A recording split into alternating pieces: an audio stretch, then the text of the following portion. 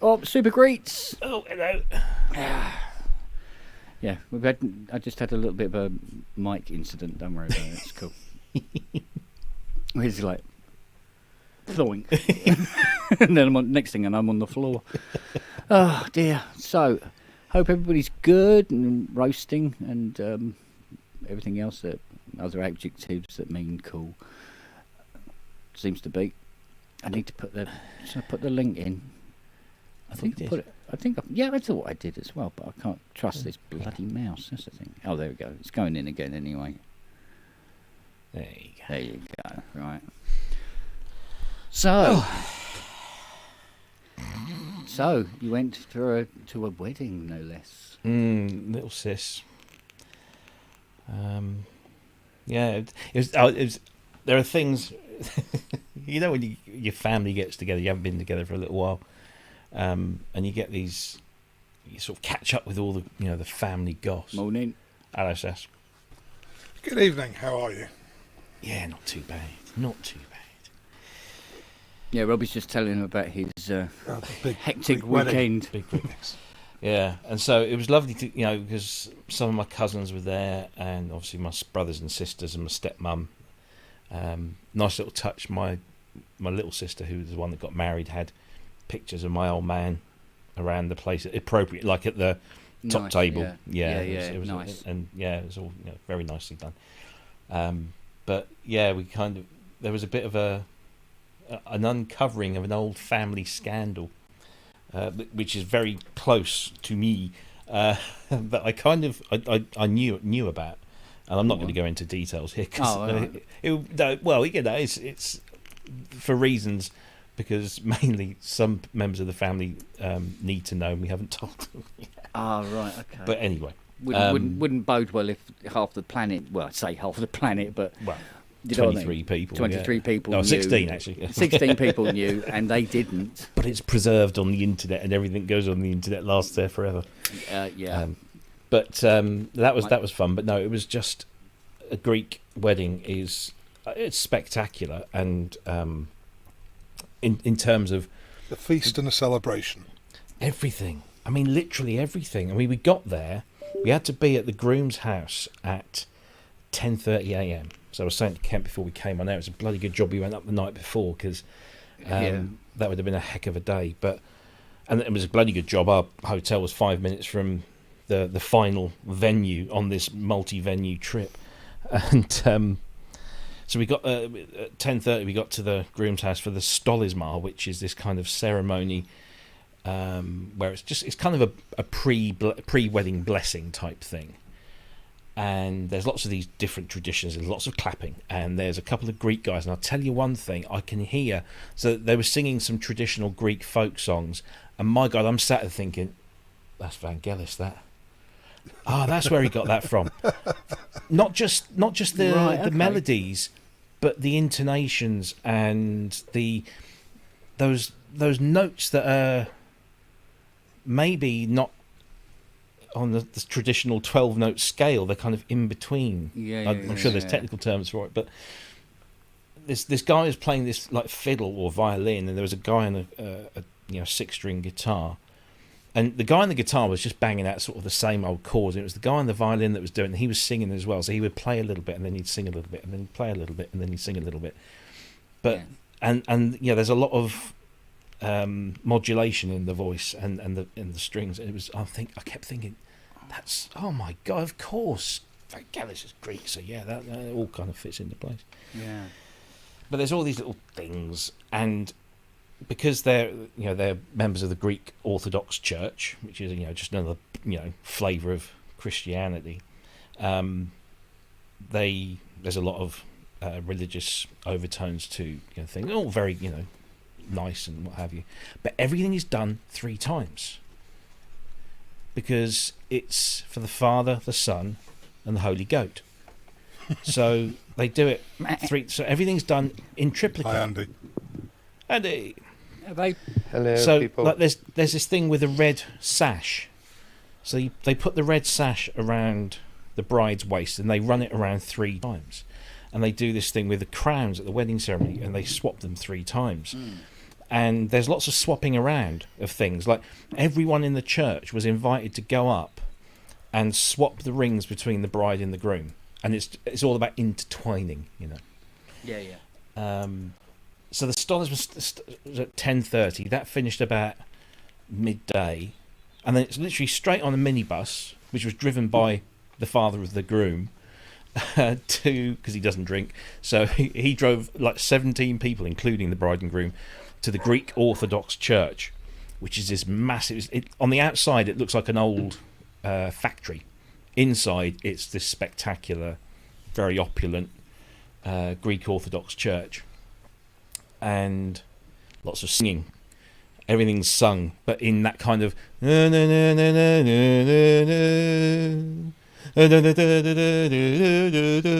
it's all very kind of monotonous, and there's this little at the end. But the bloke's singing, what a voice! And so there's all this stuff going on. You stand up, you sit down, you stand up. Everyone's crossing themselves 3 times, Father, Son, Holy Goat, and the rest of it. And everything's done in English and Greek, so it was things done 3 times, things done twice. Flipping heck, it was tiring just watching it. Hello. Hi, Fiona. Hi, Fiona. And then thankfully they stuck us all in a. Oh, look at that! That is They a stuck us all burger. back in. What size is Nice. that? You're a sergeant X. But she makes them herself. Nice. And Yeah, then sorry, we go on. eventually got to the venue for the reception, which was at the National Motorcycle Museum, which is a rather fancy place. Yes. And we were 2 floors down. We had this massive area to ourselves, and there was over 300 people at this reception. Huge. And then, of course, they do all the traditional dances. And the first thing was around the tables. Every table had to do a pass the parcel with. Everything involves a napkin, by the way. So passing these napkins around, pass the parcel. And when the music stops, whoever's holding the napkin gets the olive tree that is is the centerpiece of the table. Yeah. So these can't be cheap, but everyone said we got one because it was my step grandparents that won it, and they said, oh no, we can't be doing with that. You have it. So we came back with that. And then there's the money dance where you pin the money onto the bride's dress, and that started off. And the groom's parents came on. I shit you not, sashes. Full-on sashes of £20 notes. Yeah. Run around the neck, one round each arm, one round the waist. I mean, honestly, they must have come away with thousands. Because then everybody goes up and pins money on. Oh, jeez. Even the DJ. They do this thing where they dance around, they slap.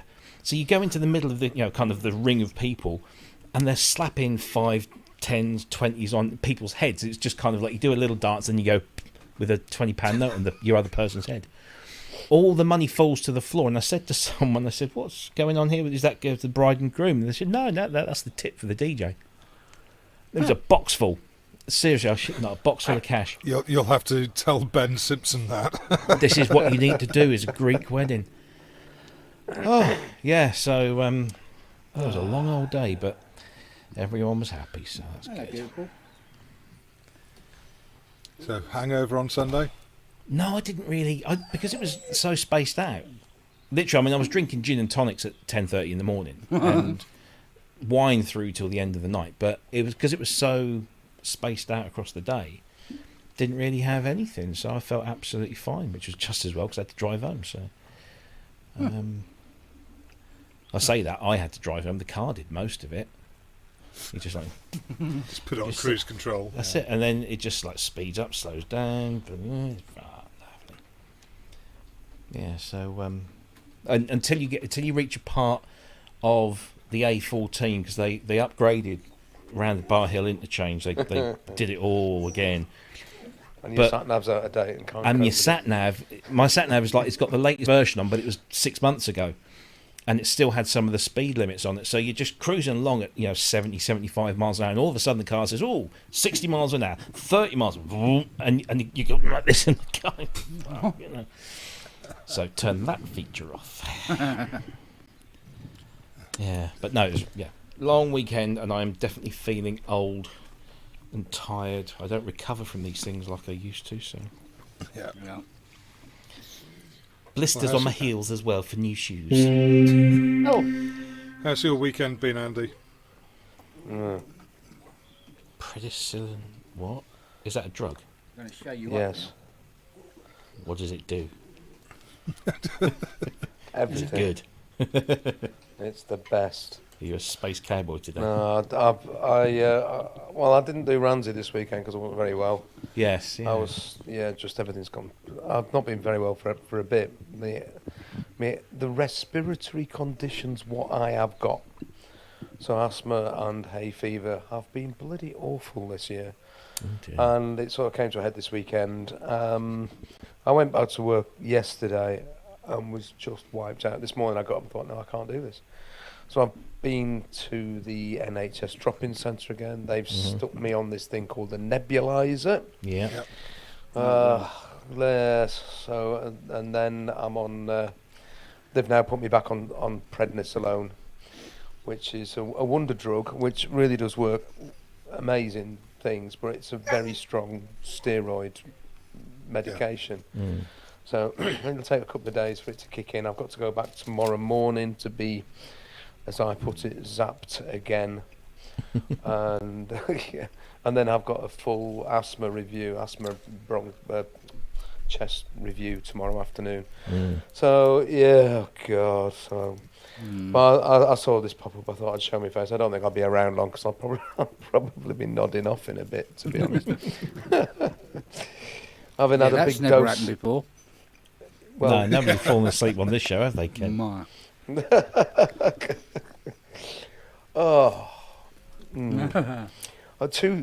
I've ordered 2 sets of stuff because I thought, sod it, I'm going to. So I've ordered some genuine pecorino romano and guanciale from an Italian supplier, so I can do that. That box arrived Your this proper afternoon. carbonara. Just as I was asleep, and the fucking doorbell rang, and UPS, they notified me this morning that it was coming tomorrow, so they've delivered it this afternoon. I mean, you go figure, right?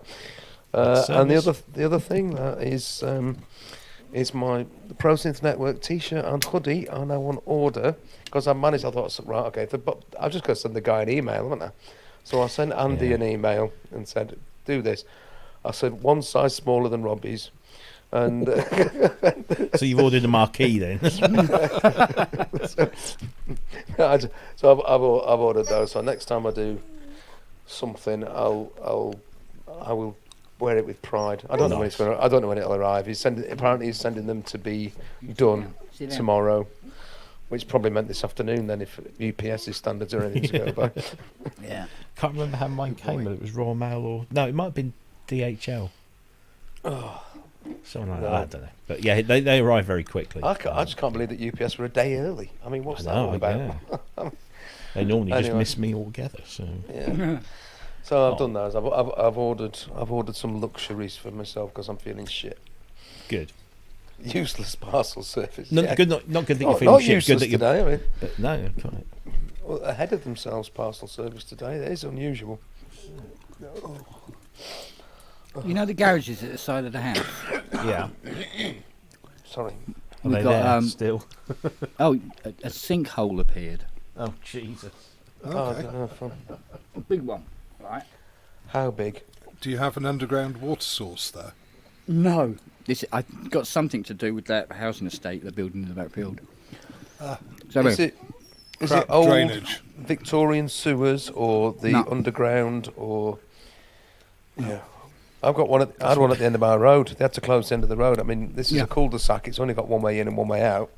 They had to build a temporary in and out. take all the bollards out at the end of the road because there'd been a depression appear in the end of the road, and people kept bumping over it in their car, and 1 or 2 suspensions were damaged and things. So they looked into it, and eventually, it literally what had happened was the roof of an old Victorian railway tunnel, which they were supposed to be repairing, had actually eventually given way. Yeah. So that had collapsed, and then everything was gradually going down, and there was this bloody big hole at the end of the road. I mean, somebody could have driven over that and ended going through it, but fortunately, that didn't happen. It just goes so these things can appear. I mean, there was one in Leeds not long back, wasn't there, where this double-decker bus ended up falling down a hole.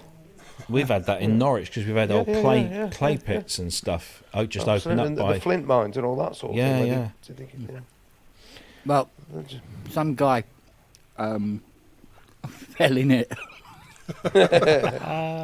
Shouldn't this is- laugh, but... No, you see, they said they were By going the to... way, good evening, Synthelict.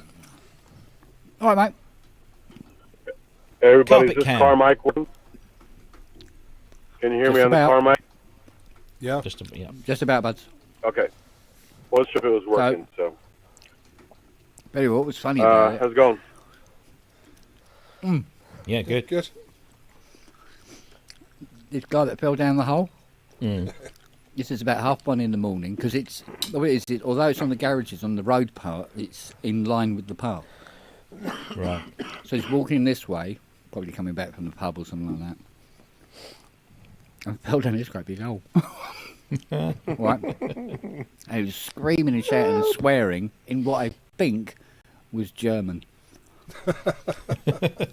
And it was No hilarious. swear words in German. It was absolutely hilarious. Probably something to do with the umlaut and the verb being at the end or something, but it was just hilarious. It's like, what the fuck? Giving it all this. It's only the second verb that's at the end, unless Is you're in a it? subordinate clause. Yeah. No, I said, okay. So I can play guitar becomes I can guitar play. So Okay. verb second idea, second verb at end. That's the mantra that all the kids have to learn. Your main verb goes I is second educated, idea. not. No, not is not a verb. It's a negative particle. But let's not get into all that sort of thing. Yeah, that's not. Was that proton? Yeah. No, a Okay. neutron. It's negatron. An electron's a negative particle in it. Well, I told you I was Proton's educated, positive. not. Well, you're the electrician. Oh, fuck 'em. Electrician, yeah. You're the intuition. Yeah. So, how was the rest Well, of NAM, Andy? I loved it. It was great. I had a great time. You know. Oh, sorry. How are the carpets? Was, I heard lots about carpets. The carpets were gorgeous. Oh, sorry. Yes, I am. It was really great. In fact, you guys probably saw Chris posting. I think we had the most fun time just hanging out, chatting and stuff, more than the gear. So, Good. so That's what it's about. I mean, the first 2 days it was all gear. But on Sunday I was hanging out with those guys and actually had a lot more fun. So. Oh, Well, cool. you met up with Chris and Manny, didn't you? Yeah, and then I went to Quick Circuit after hours to check out Ben's live podcast there, and Noah was there, and Jamie Liddell was there. I got to meet Jamie. It was super cool. So I was hanging out playing in the background while they were doing the podcast.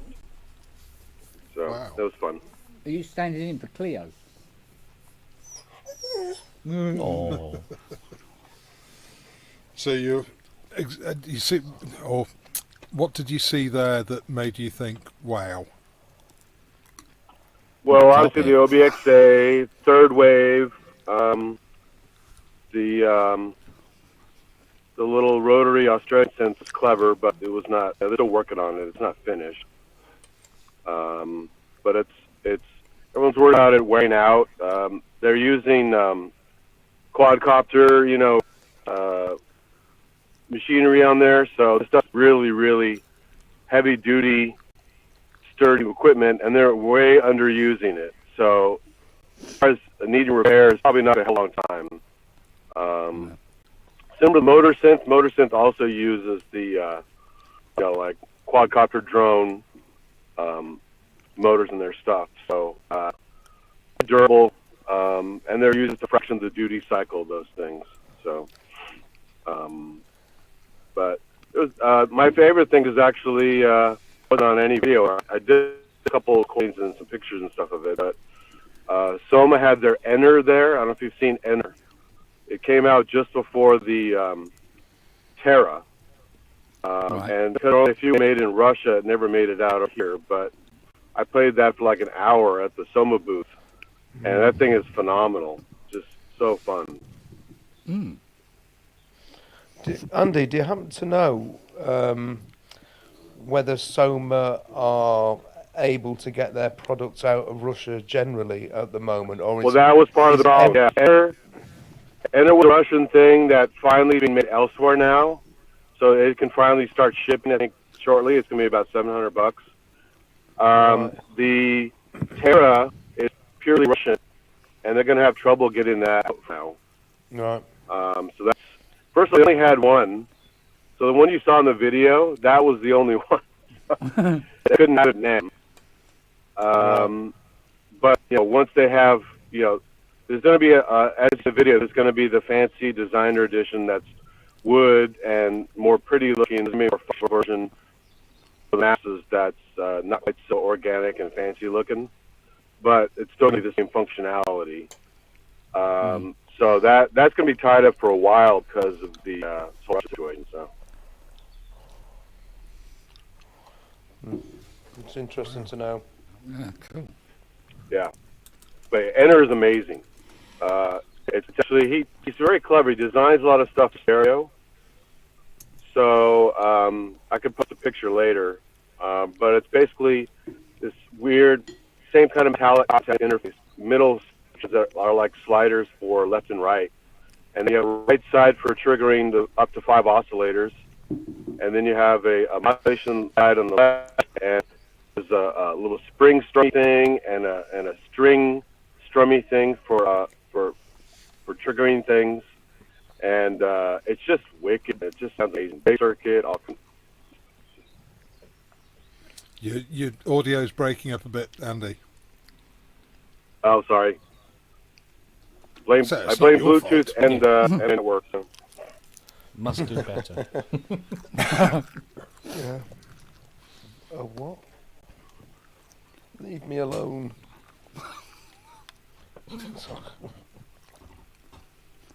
What, Windows update?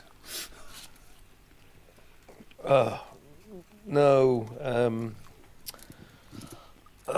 Just general crap notifications.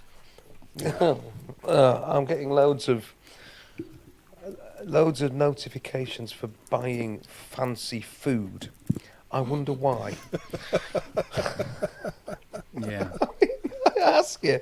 I mean, I know what I wanted, and I went and bought it. And in order to make my order go above £30, so they'd ship it, I put in some wild boar sausages as well. So that clearly they must think I'm a proper gastronome now. And now I'm getting all You're saying you're sorts not posh? yeah, exactly. No, I'm looking at these bloody sausages and I'm thinking, now, are these ready to eat or do I have to cook them? No, you tend to. I'm gonna have to. You normally need to cook them, The truth is, unless they're the dried ones. they are dried. Actually, they are. I'm going to go and get them now and have a look. You One shouldn't. sec. If they're dried, you shouldn't need to cook them.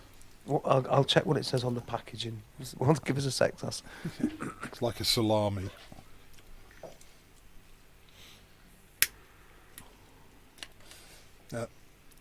Dr. Synth is saying, "Hey Andy, good to see you got home safe." That's Manny.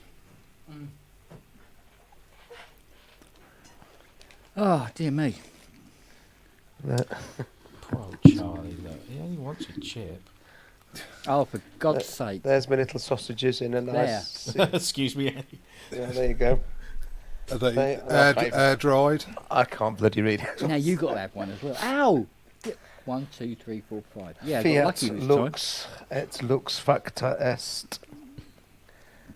They are dried wild boar sausages, Sass, so they should be okay, I reckon. But Just stick it I'll in. just Thinly slice them. they're not that big to stick in anywhere. Actually, oh, stop it, Andy! time.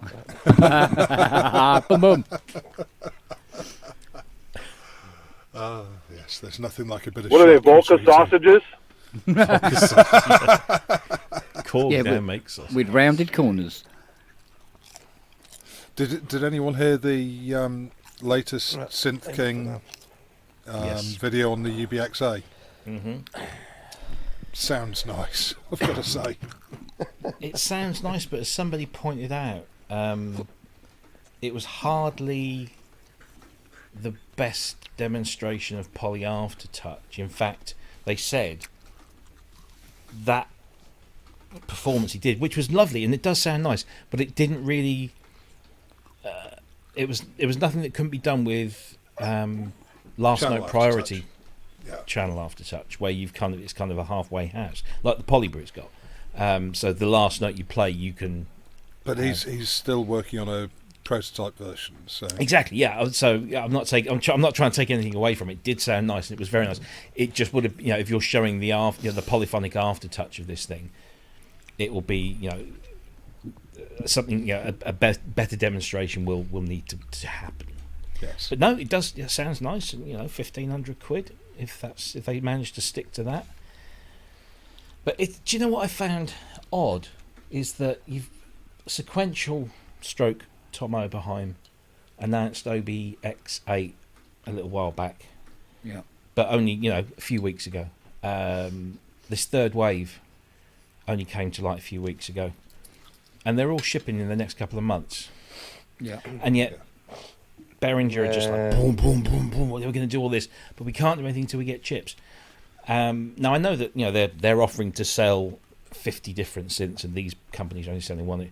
But I just find it, I don't know. I mean, surely there are preferential customers in the supply, yeah. and if you're going for volume and low cost, then you're less likely to be fulfilled than someone doing much reduced volume. I was the occasional $10 here or there doesn't really make that much of a difference.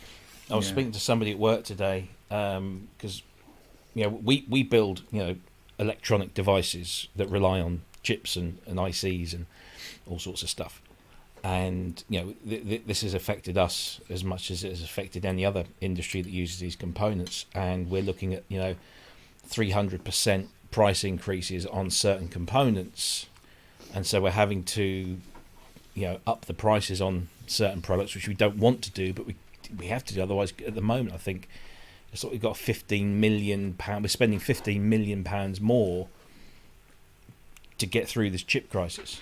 But what they've started to do is what I think I'm hearing a lot of companies doing. That's redesigning the boards to circumvent the shortage of certain things, so that they work more efficiently without these things, or they can do they use another component that is better, more available. Yeah. So they're reworking a lot of the stuff, and we're actually going to our customers and saying that we can fulfill your orders, or the order that we fulfilled with the thing that we can't sort of guarantee anymore, we'll replace it for you. So it's affecting everyone. It's crazy. But yeah, I mean, was it Philip from Modal was saying that he's up like 7 days a week, just trying to source components and trying to get them at the best prices. But unfortunately, Manny's just said that that Hydrosynth was adapted to account for that. I think we're all going to have to do it, or they're all going to have to do it, should I say? But that third wave, fuck me. That sounds lovely. Everyone says this, and there must be something wrong with my hearing, because the sound to me, it just doesn't excite me.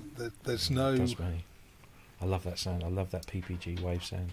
Yeah, but you're not going to get a machine that excites everybody the same way. No. Of course not. That's why there's so many different makes and models. Exactly. Everybody's got their own personal tastes.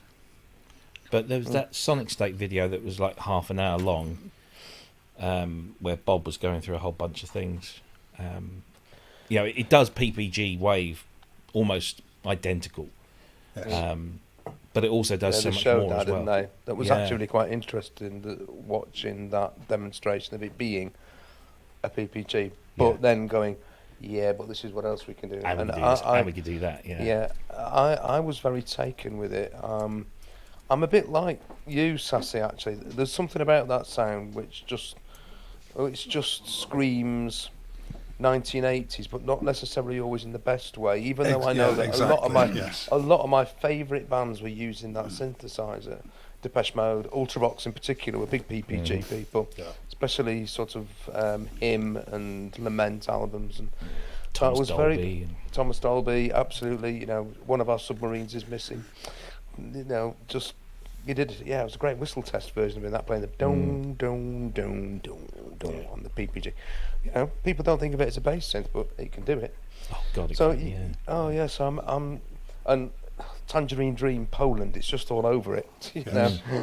So, And I was really impressed with the I forget what they call it now, the wave something or other function, where you just basically take a waveform on your computer, drop it into the folder on the hard, or, you know, the system, and it processes it within, you know, like 30 seconds, and there it is. So yeah, what's the model number? I've been it's about £3,000 UK. You know, because at the moment you have to buy it from America, so you know, do the conversion. It's just over about £3,000 plus shipping. And I must say, I did turn around the other day and was thinking, what could I do without, possibly? I don't think there's anything that would reach that amount of money. So, Can I ask a different question? I've been just chatting with Prometheus in the chat about headphones, because I've been looking at a lot of headphones, because these things that I've got on my head are rubbish and they're knackered, so I need something new that's decent. So I know, Robbie, you're looking like you've got 770s on, yeah? 770 Pro 80 ohm. Yeah. So I was looking at 770s and 990s. I think I was going to go for 990 because these are closed back and my ears get very hot. So I was thinking I don't necessarily need it because I'm not recording acoustic instruments or anything like that. So maybe I could get away with the 990s. But then I saw the review of the Rode headphones. Has anybody else seen that? There was you mean Rode? So no, I'm lying. Yeah. I didn't see it. I've read it in Sound on Sound. There's a magazine called Sound on Sound. I don't know if you're aware of it, Robbie. But, no. They did a review this month of the. Did they really? Of the Rode ROAD headphones. Sorry, they're writing like Scandinavian, so it's going to be. They're Rode. Australian. I know they're Australian, but I can't know if it's got an O with a line through it, so it goes Rode. Sod off. Rode. Got the Rode headphones. They got a really good review in Sound on Sound. He's Welsh. So no, he's from fucking Jamaica. Jamaica? No, she was willing. No, she went of her own accord. Jakarta? No, she went by bike. No, you know. Oh, come on, yeah. Dig them all out. Oh, the old ones are the best. How do you know this bin's full of... Oh, God, how do you know your bin's full of fungi? Because there's not much room inside. Yeah. We know. Well, my old man's a fucking dustman. Keep going, I can dig them all out. I've heard conflicting reports about those Rode headphones. I've had one person say they're absolutely rank, and then other people say they're really, really good. So, yeah. It's a suck it in. It's a bit difficult to get somewhere where you can try them out. Is a bit difficult with headphones, isn't it? So, Prometheus, the advice is, yes, exactly. You're probably going to not go wrong if you go for the Bayer Dynamics 770s or 990s. Cressa says they're very comfy. Apparently, yeah. I mean, good. Anything that's comfy. And they've got a thing which keeps your ears cool. It's got. But Sony have just come out with a new set of kind of, what do they call it, ergonomically designed headphones, and I've never tried Sony's. Certainly not big, headphones, but lots of people say lots of good things about them. Which headphones are you on about? Good evening, everyone. Hello. Bonjour. The new Rode one. Rode NTH 100s or something. Right, okay. I thought somebody was mentioning the Sonys. If you're on about the Bluetooth wireless ones, they're pretty good. I don't think we weren't talking about Bluetooth. I don't think Armalite. It's whether open backed or closed. Open back or closed back. Open back supposedly are best for tracking, closed back for mixing. But in my experience, I thought it was the other way around. I thought open back for mixing and closed for tracking. Or was that yeah, just me? it's We stop playing the keyboard. I don't know. In my experience, I always prefer closed back, probably because I don't want to hear anything else at the time. You get a better bass response, I think, with the certainly when you're mixing, you get a better sense of the bass and the space of that. I don't know. I mean, I've always gone for closed back myself. Yeah, that's absolutely true, Rob. You do get a better sense of bass. What can sometimes happen, though, is you can tend to overcompensate. It depends. If you're someone who favours a bass-heavy mix, then a closed-back headphone will make sure you sort of cut the bass a bit. But you're right, with an open back, you're going to keep cranking the bass up on everything. Yeah. Which it used to be a problem if you used to give it for TV and film use, because TV speakers inherently were shit across the board. But with time now, even if you don't have a soundbar, most flat screen panel TVs have pretty decent speakers built in to the actual screen itself. So Well, did I hear you guys talk about that PPG synth? The only thing I remember distinctly was it Art of Noise? Was it JJ had the wave term? Yeah, they did. Yeah. Yeah. I think they were the only ones I remember. Maybe Tangerine Dream had the wave term, but Ultralight did as well. Yeah. Tangerine Dream were involved in the development of it, weren't they? I think. Yeah. Did they help fund it or something? I can't remember. Yeah. Then there was a Super PPG, which was supposed to be this huge sort of touch screen. The 360 thing. Is that the one? And then is that basically what broke Yeah. the camel's back? That was the realizer.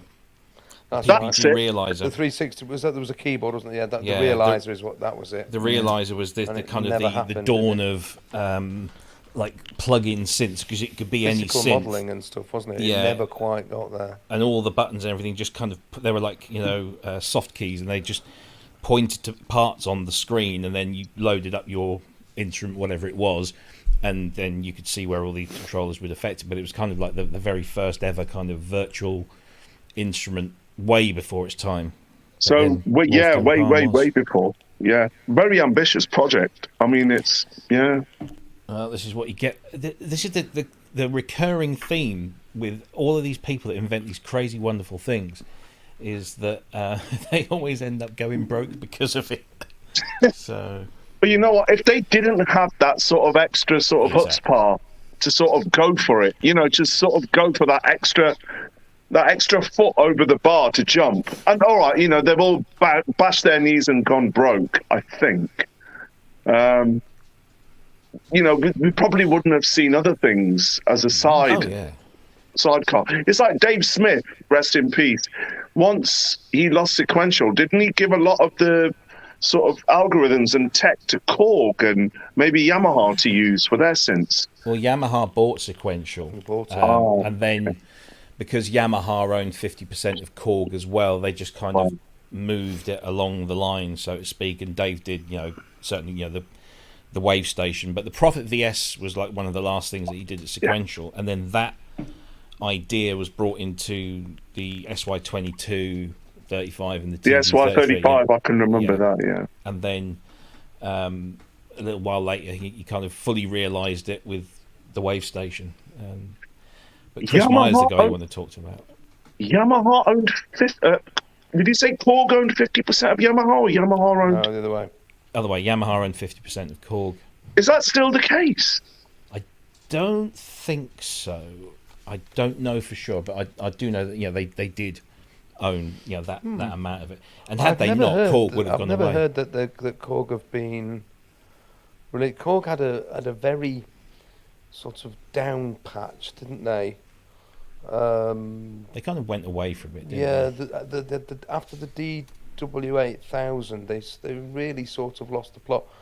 And the Korg M1 was really once Yamaha had bailed them out, so to speak.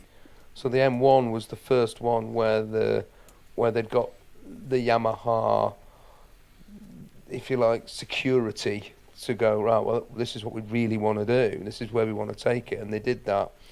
And then, of course, in the M1 family, the Wave Station comes after that, which was Dave Smith working with on WFD, all of those things. All of those things, yeah, all of those things. With no resonant filters or any kind of... Exactly. Why, oh, why, oh, why? So, according to Wikipedia, in 1993, after 5 successful years under Yamaha's control, Cato had sufficient funds to repurchase most of the Yamaha shares. Right.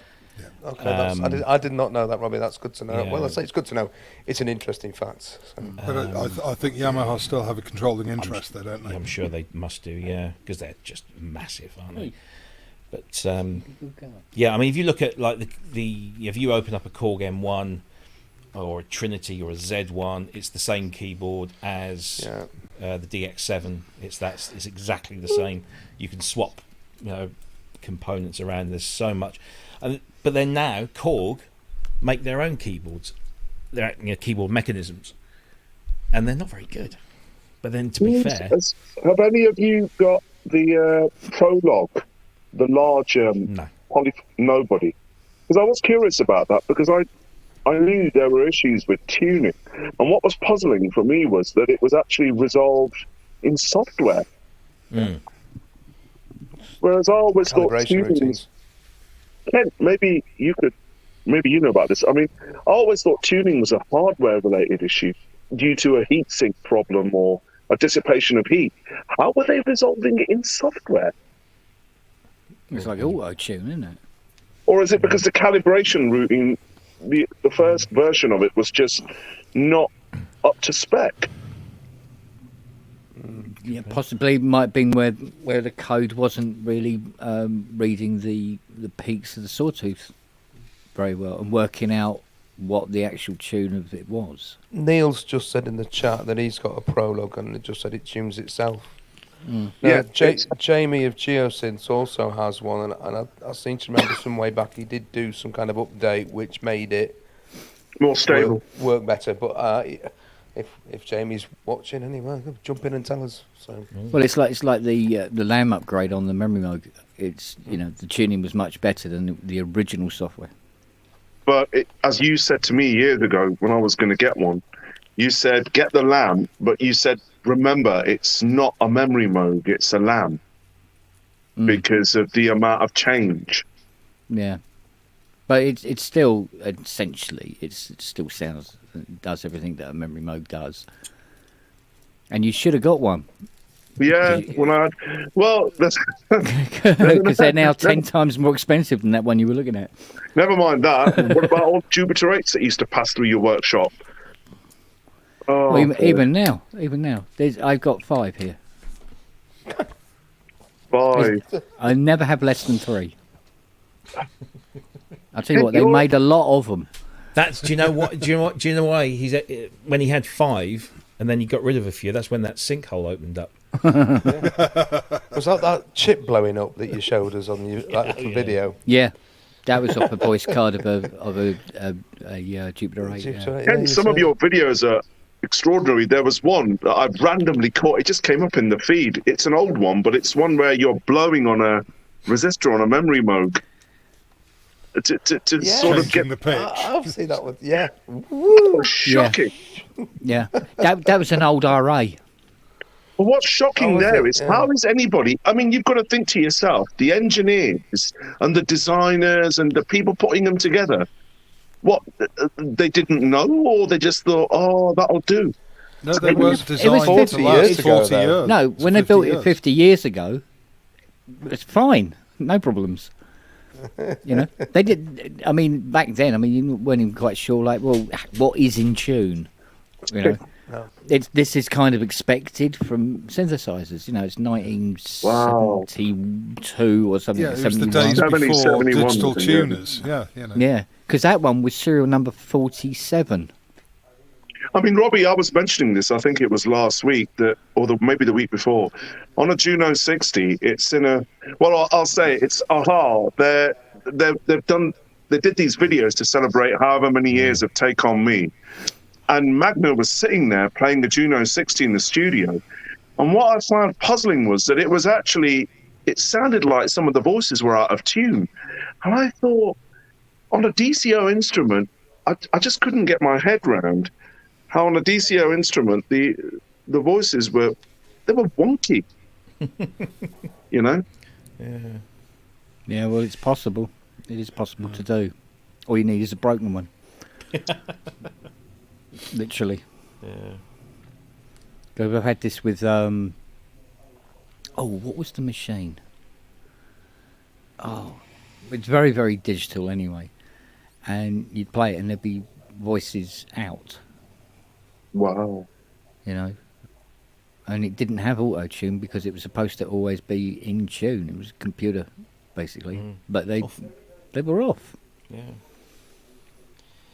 So, full reset, put the software back on again, update, put the firmware back on, turn it off, turn it on, it's fine.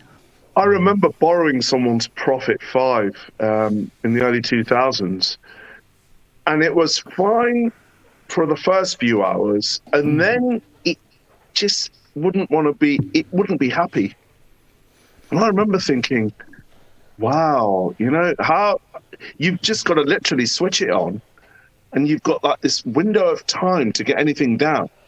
After that, it's just best suited for squawks and drums and thips and blips. Yeah, well, when you consider they got to warm up first as well, the window is tiny.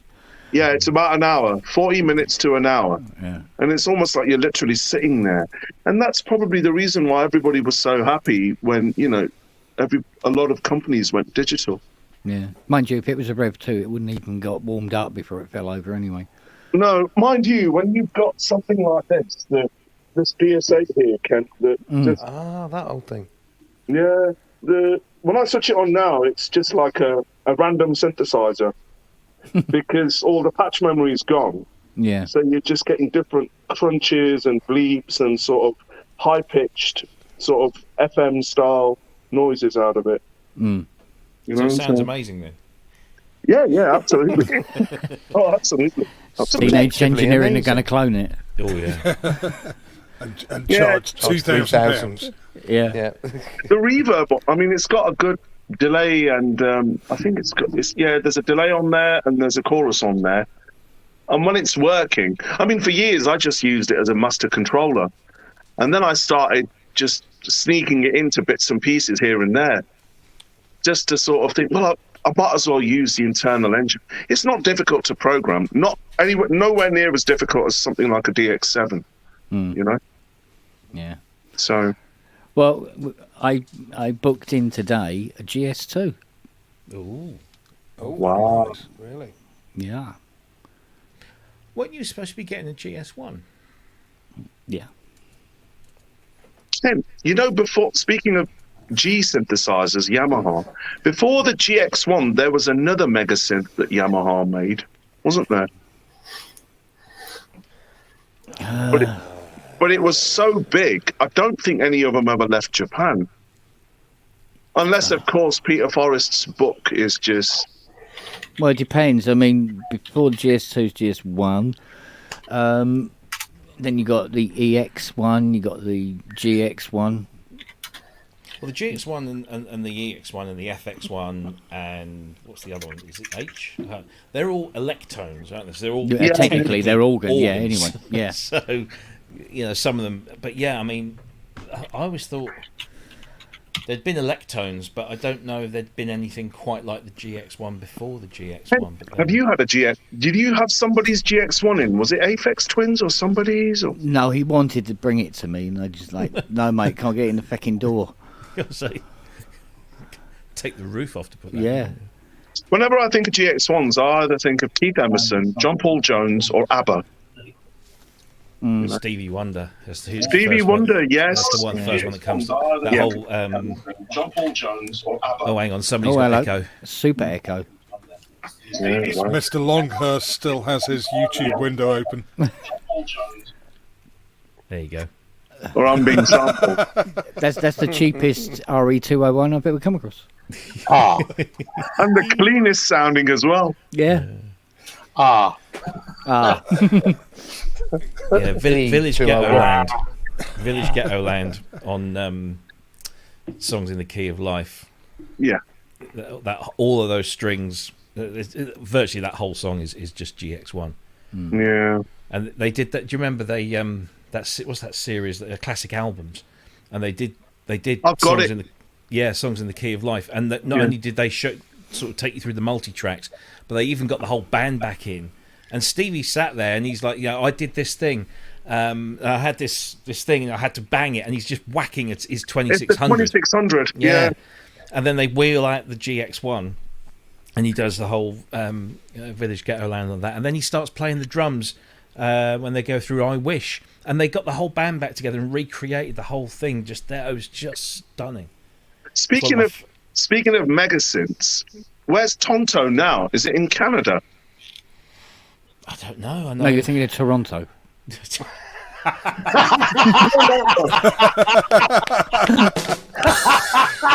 No, Tonto, the actual, Well, that's who don't know. used to own this GS2. Because Malcolm Cecil, he passed away a little while back, didn't he? Yeah. Bob Margoliouth's still around, so I don't know what he did. I with it. think Malcolm Cecil sold it to this university or this archive, this massive archive in Canada, possibly in Toronto. And all it would be they've got- fitting, they've just- wouldn't it? Yeah, it would. And apparently, It's at the National Music Centre. there we go. But you're talking about megasynths, and you just mentioned Toronto. There is a Canadian synthesizer, which I believe there is only one of, and I'm just trying to find the name. I think it's called the Maclavia, not like a bit like Synclavia, but Maclavia, because the guy. Oh right, that's the takeoff. But it's Octavia. but it's this amazing. I think there's only like one of them, and it's in this museum in Toronto. Yeah. What is it? Is it McLean? I'll have to find it. I did a whole bit of research on it. I was going to do an article about it, and then I went to Toronto in 2019 and had every hope of trying to sort of sneak in and see if I could get a look at it. But because I was there on day job business, I didn't get enough time. Why is the reason there's only one? It just he couldn't finish it, and it's just a It was kind of- prototype. it's that kind of thing. It never got to market, really. It was just a very complicated, ambitious thing that, as these things tend to be. Yeah. What was it called? I'm sure it's the. Oh, somebody will probably find it in the chat. Speaking of synclaviers, I think I've come across one once, but I just looked at it. It didn't have the VDU thing, so I just looked at it and thought, "Oh, that's a nice looking piece of furniture."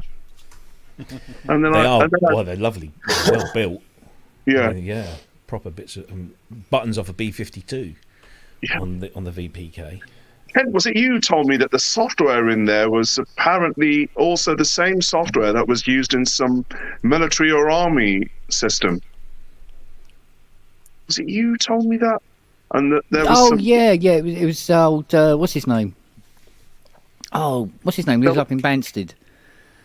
and the Massachusetts Institute of Technology, or there was some military thing, and apparently for a long time you weren't allowed to pull all the software out and examine it or It wasn't the software. It was the Synclavier computer. I think he said it's used in some missile tracking systems. They said Yeah, the that buttons was, on there were from B-52s, weren't they? Yeah. And it's also is it on the Voyager? my Voyager's down there as well, and it's in a bag along with a No. The probe. oh Not the same. Yeah, apparently it's in no, I haven't got one of them knocking sorry, about. Yeah, Vija. I was going one. to say Vija. Yeah. Yeah. So yeah, it was. What is his name? Can't remember. It'll be on some website somewhere. Well, he basically has all the spares, and he's the guy that you have to go to. What was his name? Talking about the NED guy. Robbie, which was the easier to use? I don't know. I know. I'm just assuming you've got experience. Would it be the Synclavier or the Fairlight? The Fairlight looks a bit more user-friendlier, but I've not used either, so... It's not... The thing with the Fairlight is, back then, I guess... I can't say because I didn't have a Fairlight back then, but back then you didn't know any different. Whereas now, if you... My first experience with a Fairlight was very frustrating because I had to kind of unlearn everything's keyboard type commands or use the pen, which is just a pain in the arse. I've never used a synclavier, but I have heard that from those people who have used both, that the synclavier was probably more complex to use. Certainly, because it had multiple. Certainly with the later versions, it had multiple synthesis engines, and it also had hard disk recording. I think the expression you're looking for is "fuck pig." Yeah, that too. No, honestly, because we did the one. Well, I had to get it going for Coldplay. They bought one. Oh right. And it was a poor, sad little thing. Why though? Why would you? Because they had a shitload of money and wanted to buy crap. I'd give my left themselves arm into a radio head. I'd probably give my left arm for the synclavier FM, just for the FM side of the synclavier. I've been trying to find one for ages. Yeah, the 18 operator FM synth side of it. Is it very clean? Yeah, really clean. Really. It was all licensed from Yamaha. Wasn't it? Didn't it sample? I'm trying to remember now. Wasn't it sampling at 100k or 96? Yes, it was. It was apparently it was up to 100k, and the recording was 50k. Well, the Series 3 Fairlight sampled up to 100k in mono and 50 in stereo. Well, I can tell you that an 8k RAM board was about $2,500. 8k RAM. That's how much memory do you need to produce a little? The little icons you use on WhatsApp. How much are those? They're about 128k or more. So, not even one of them. Not even one of them. And it was quite a few chips on the board as well. One of them. So basically, an old Atari 2600 cartridge game. And that's $2,000. The same amount of memory, I think, is in one of those. I think there's more memory storage on a lolly stick. Yes. Oh. Well, look at a typical phone. One of those ones with the 128 jokes. meg of memory.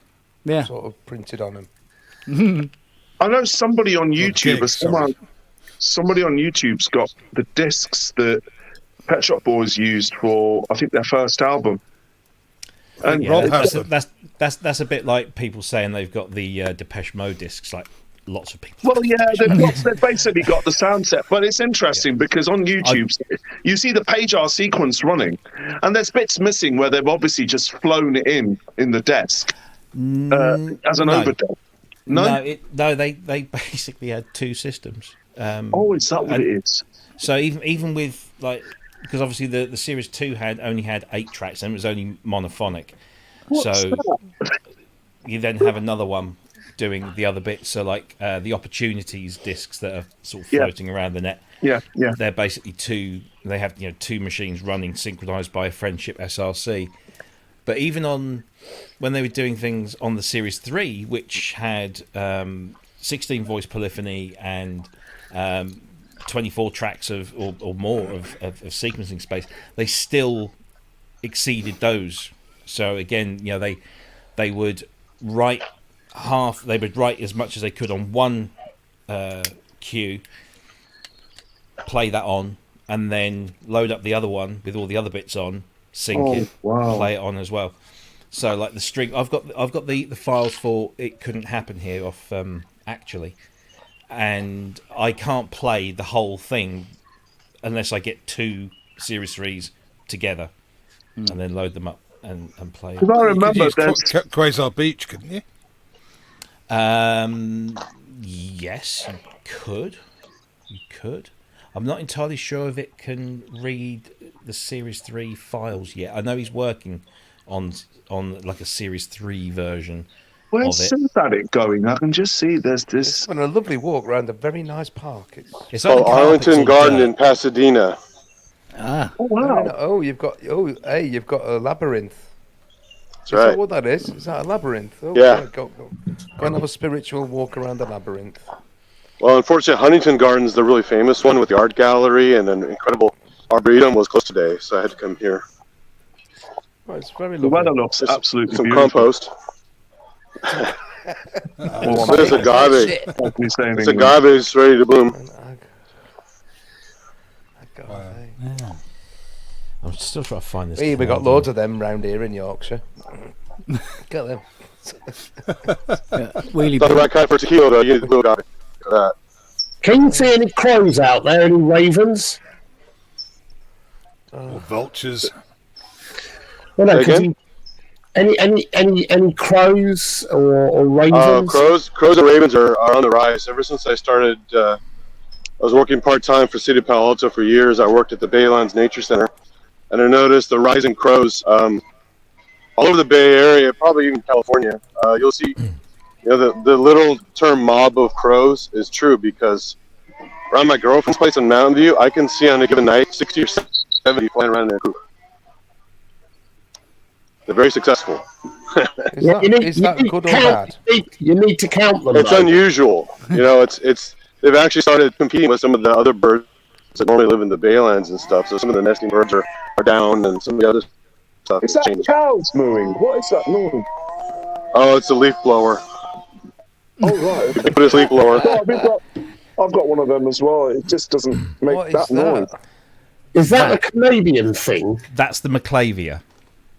Right. And Oh. so it's this. It looks like a cross between a Kurzweil and a Synclavier, and the actual alphanumeric keyboard is actually built there into the top of this thing, And it's got a degree. Oh, wow. and it's got a degree. Yeah, it qualified. It graduated.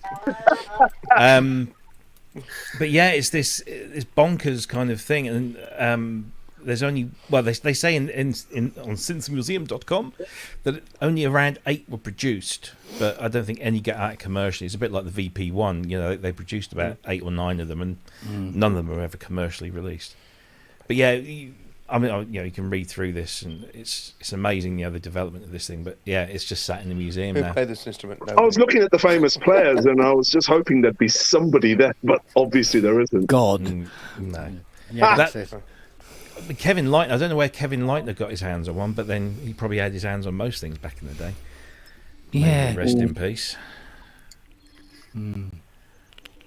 Well, it actually There's a said that. misunderstood man. Yeah, but yes, that's one of those big rare things that you'll likely never see Oh, Mark unless you Vail go got to his the hands on it as well.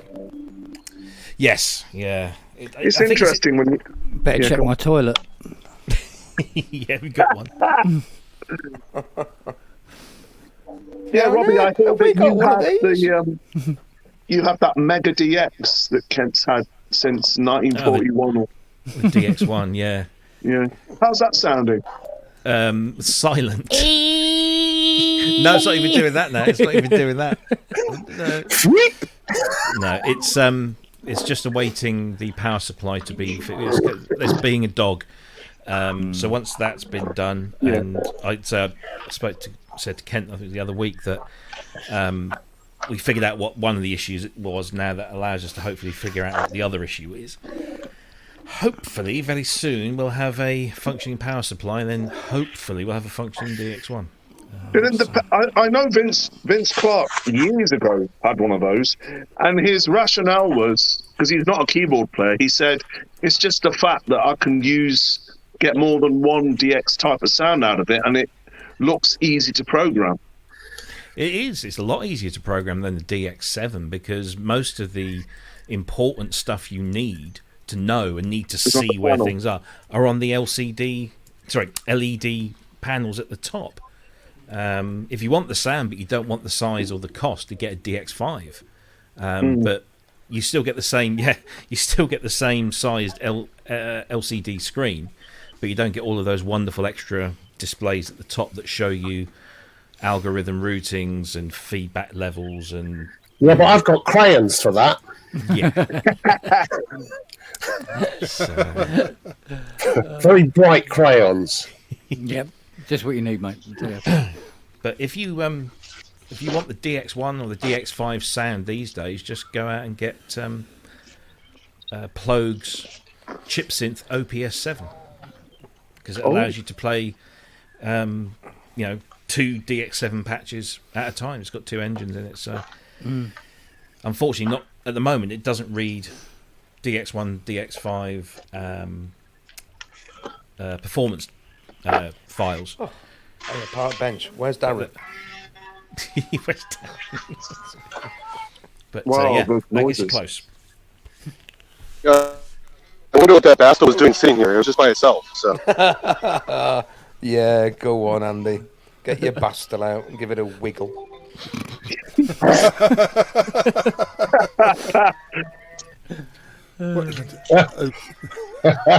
Sorry, had to be said. It didn't have to be, but I'm glad you did. I don't, Andy. I don't know if you're aware of it, Mr. Longhurst. That is, it was just a thing that Darren T. House said on Ramsey's show a while back, talking about the Bastel Castle, about sitting and playing with it on a park bench, and he just said something that it was innocently meant, but came out all wrong. And it just had us in fits. We were just absolutely in bits in the middle of this. We couldn't get ourselves back together for about the next 5 minutes. And it's sort of gone down now about, playing with your bastel on a park bench. It's just... But shouldn't it be the Basel Castle? Well... Sorry, I'm just being facetious. Bristle. I don't know. Poof. Yeah. Schmebden. well, Anyway, the dude called the Knicks are the dude. So there you go. yeah. So have you talked already about the UB8 XA UBXA. UBXA. We've talked about the UBXA. We haven't talked about anything that you've just said. All right, well, there we go. I'm leaving now. Bye. Yeah, and various other letters of the alphabet. Yeah. That's how much I'm paying it. Have that been talked about? Well, we very- spoke about very it at the beginning, briefly. yeah. And the chip shortage and not being able to do. Oh, okay. I will. Yeah. It's just interesting how they've included polyafter. I know a lot more are, but at that price, whatever it's going to be. I would like to know a bit more about the poly aftertouch. Oh, we've got some echo from Armalite. I still think when I listen to the demos, that Tom's just sounds bigger, wider, and I don't know why, but it should, but it does. It sounds amazing. It's just got that. It's the sound I remember. Well, it's going to have actual component-based filters in that, isn't it? I'm sure that when both are available, somebody somewhere will be able to do a side by comparison, side. yes. Yeah, and that will be interesting. It will be interesting. I still think that it will be the Oberheim which holds its value. Oh, of course. Oh, yeah. Yeah.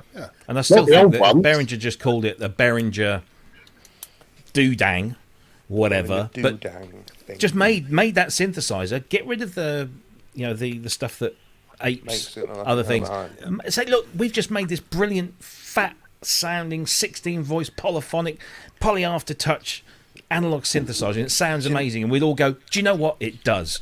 I think you're right, Robbie. I think there's in a lot of ways they've been working on creating an Oberheim clone. In some ways, Dave Smith, God rest his soul, and Tom Oberheim have snuck up underneath them and done this, and they've probably gone, Yeah. oh bollocks. And Third Wave has snuck up underneath their PPG clone. It's going to be in many ways. So they're probably going, oh shit. Oh my And they're God, all going to people- be, all of those well, are going to be It available in had the to shop. Yes, happen that but other people they're going- caught up with bearing it. It had to. But I they're going think you're to very, appeal very to right. different Just one sec. markets. Just one sec, Sass. I do think you're right, Robbie, in that I think it's about time that Behringer put something out that was Behringer. And if they put out, guys. like you said, the pure 16-note analog polysynth with aftertouch that sounds fat and lush, people would have gone, All, oh yeah. all they'd Actually, have to that's say really is, great. it has that kind of OB sound. That's all they'd have to say. Yeah. They'd have to say, They are Sorry, appealing Sassy, to different. They are. I chomped you off there. It's I okay. apologise. No, they are appealing to different markets, and the sort of person who buys a UBXA is not going to be someone who necessarily buys an OBX8. True, because we don't have all 5,000. And when they started, Behringer did own the Oberheim name. in certain So- territories. Yeah. So what they were doing in certain territories was perfectly legal. the cost of Morally wrong, redesigning. though. Morally wrong. Well, yeah, morals and business. Yeah, right. The cost of redesigning the case, etc., is going to be quite expensive. I would imagine they probably, have a stack of cases in a warehouse somewhere waiting to be stuffed. So, it's yes, what you say is right, but I also think that there are enough critics of Behringer that if they had put something out and said, "Oh, it's inspired by or has the flavour of," they'd be going, "Oh no, it sounds nothing like a blah blah blah." So at the end of the day, say nothing and let people come to their own conclusions. Behringer can't win in lots of people's eyes, so they're just going to continue doing what they do, and they have a lot of very happy and very grateful customers. They do. Yeah, they do. That original synth. Oh, I've got one of them. I think we all do. I mean, Behringer shot their bolt already with the Oberheim. They said they were making it, I don't know how many years ago.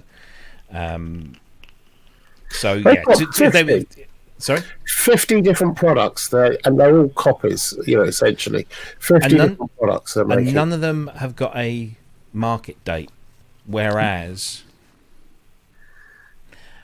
And I wouldn't say I'm mildly concerned about their business model, because they're not making anything at the moment. Keeps people talking about them, though, doesn't it? Oh, he's very Ryanair. So isn't from a marketing point of view, that is their marketing strategy. We're going to build this, we're going to build that, we're going to build the other. But also, are Oberheim planning on selling, 20,000 units? Probably not. Oh yeah, but they don't have to. Whereas I would imagine Behringer are looking at selling 20,000 units. I doubt it. I mean, honestly, if they sell 1,000, I'd be surprised.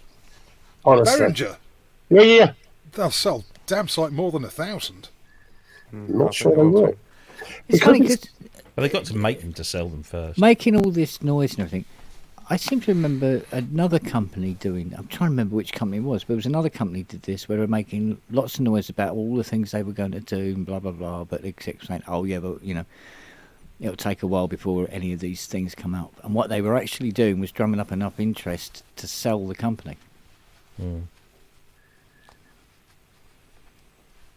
Yeah, I can't see Behringer doing that. From some of the stories that I've been told of people with first-hand experience of Uli Behringer, he's not in it to sell the company. That's not his goal. Is certainly not. It's world domination. Well, it's more. I've I've got to be careful what I say here.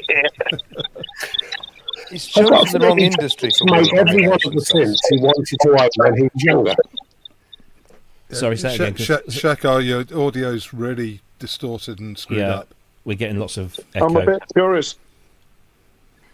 Well, is that mine or someone else's? no, it's not you. It's not you. For a change. Good dog. I just noticed. Sample that. Yep, I have some of that. Yeah. Yes. Bronchitis glide.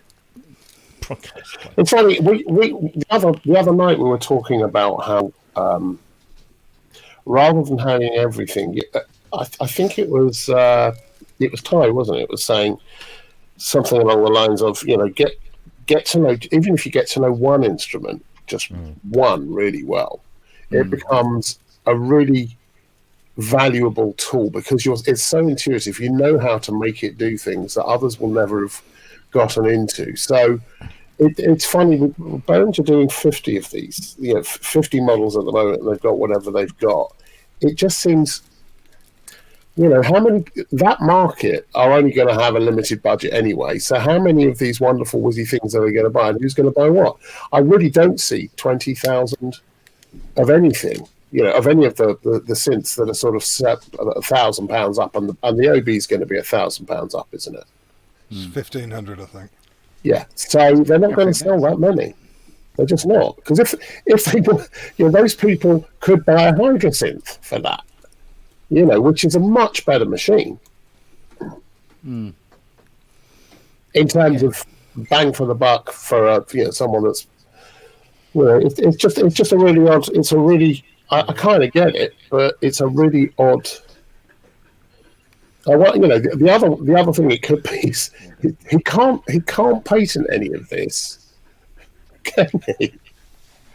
So he must have filed papers for something. Otherwise, he'd just be. I mean, what's the point of tooling up and making all these bits and bats? Will you stop playing the keyboard? Because no one else can do it for the same price. Exactly. No, it's very difficult to undercut them. Yeah, really, really difficult to undercut them. Wow, Really? it's. I mean, I look at all the stuff they're putting out and think, flipping it. I try to look at the upside, which is it's getting literally anybody with a wage packet of money, and that's all they've basically got. And they think, well, you know what, this is all I can have, and at least it's getting them into the thing. It's getting them into synths and the rest of it. But the downside, is that all the manufacturers who are spending years, and in some cases have spent decades, just in R&D, they're probably sitting there thinking, well, we're going to now, as somebody's already said, we're going to now have to sell 1,000 of these or 10,000 of these, or, how do you make it pay? I think for everybody else, I suppose. Yeah, the R&D and just the cost of that, the R&D, the research, the parts. We know.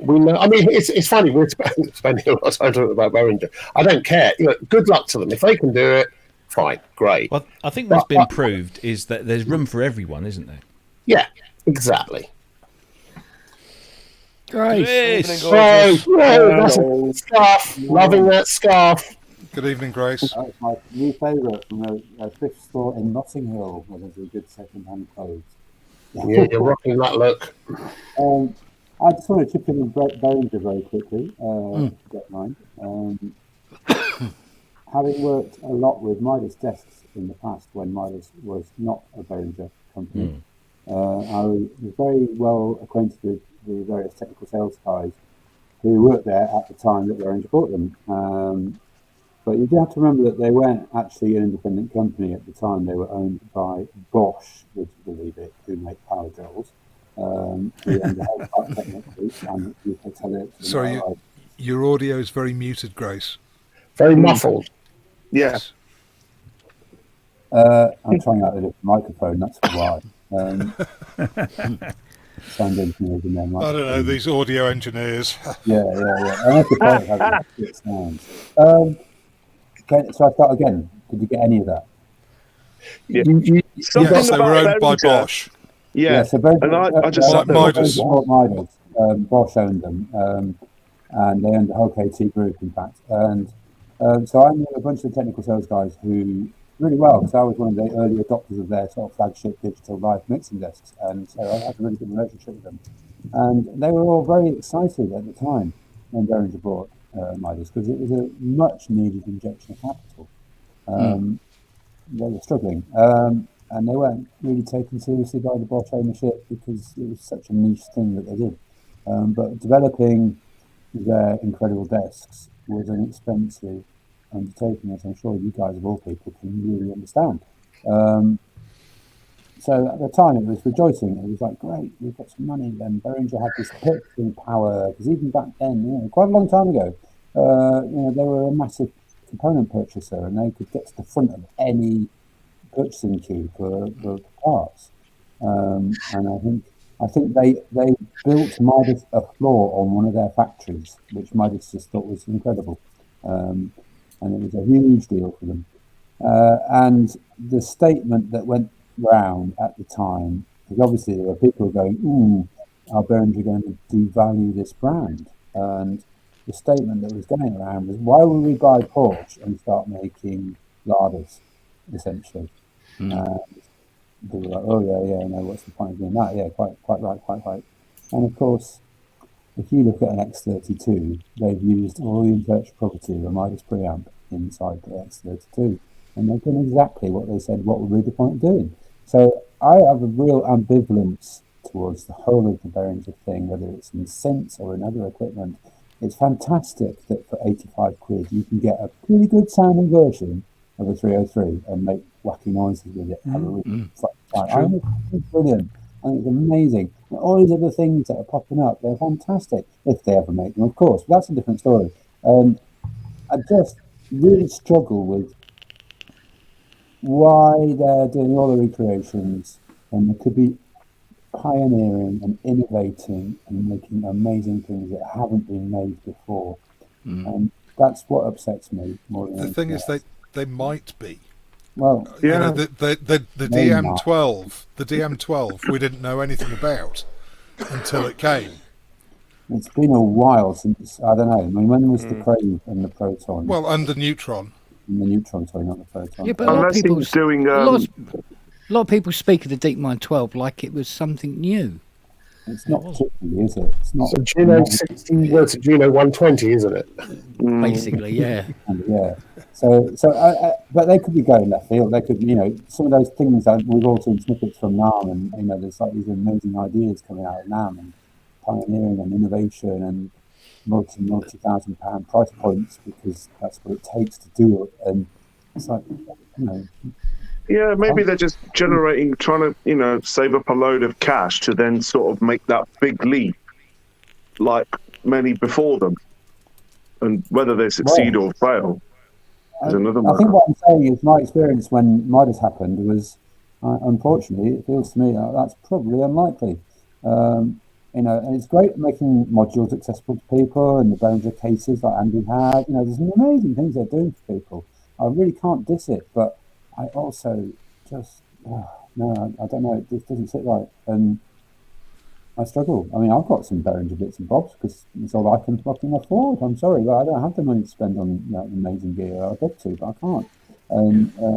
But yeah, I find it a bit of a melon twister. I don't never know quite which way I feel on it all. And I've seen some good and some bad from all of that, the whole scenario. I've had to do something like that. Good one. Yeah. Rant on, Grace. Yeah. It was good. But actually, I think you've nailed it, really. Yeah. There's a lot of good, there's a lot of not good, and you've just got to pay your money and take your choice at the end of the day. But I think as But far as ideally, the we'd like to actual see clones, something as far as the actual clones were concerned, I think a lot of the sort of like Behringer like that I was feeling from it was I'd grown up with all these machines, and it felt like Behringer had just come along and taken a shit in my garden.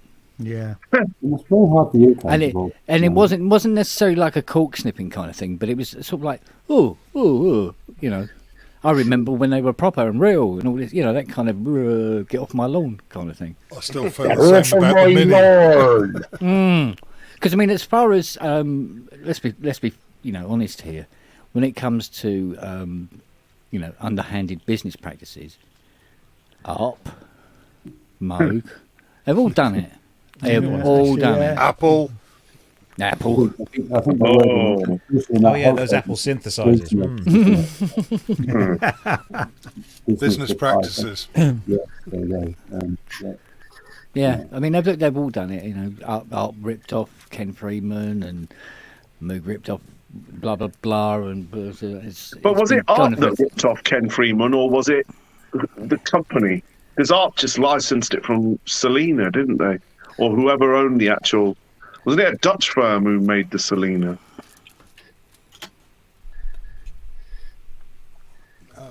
Tumbleweed time. Yeah, tumbleweed time. I'm trying to... Yeah. Google. It's a Google thing. It's the Google bell. You're right, Shekhar. There was a Dutch company involved, but I am sure that the Selena has its origins in Elka, which is Italian. No, that's not right. Eminent. It's Eminent. Eminent. The Eminent of the Dutch company. Because Eminent of the Jar, Dutch company. Yeah, and Jar had the string Eminent, section. didn't it? Yeah. They had a string section in it, which they then took out, produced I think there is an Eminent Selena, and then there is the ARP Selena. Then there's the ARP, the ARP Selena. It all become that whole Selena thing's a bit of a mishmash. Ken, Yeah. come on, you must have a bit more of an insight. Well, into that same whole with the thing. Mellotron. Yeah, Well, the Mellotron story is just It's unbelievable, incredible, isn't isn't it? it? Yeah. You go listen to Dave Spears' thing on that, and Yeah. that is just great. Bright It's sparks, amazing what isn't you it? could do without an internet, There's, isn't it? there's a whole thing Yeah. about Yeah. the Streetly. Freeman, wasn't it? Was it Freeman?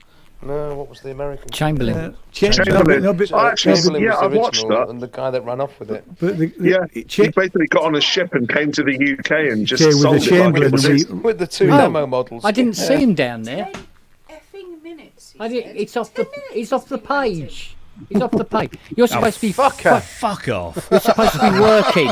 Who said Beringer 3 times? Come on. You did, Sassy. I am fucking working, and Yeah. I listen to this shit in the background, and You're I looking like cannot a love cope. heart there, Ty. I cannot cope with you talking about this fucking bunch of cunts without having my. I don't need to talk about us like that, Ty. Your We were actually very nice measured about you opinion. earlier. You're all lovely. Is Philippa coming on, Ty? Oh, fuck you. not tonight, darling. No. Just Um, team. Here's what Philippa has to say about that. Oh, So I'll just pop that back with a Kleenex. sorry, Ty. Really sorry. Ty, did you know you sent me one of her videos? I can't believe you're apologising. It's the gentlemanly thing to do. Yeah. Thank you for apologising. At least afterwards, anyway. Well, yes. Hello, I am here. Just thought I'd point that out, just in case anyone had noticed. No, I am working, and but I just couldn't cope hearing all this. Oh God. Waste of oxygen. Yeah. Yeah.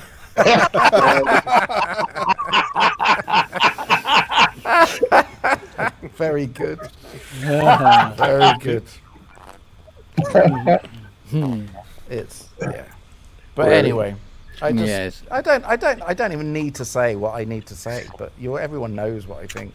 Yes. But it's just, and I get what everyone's on about the fact of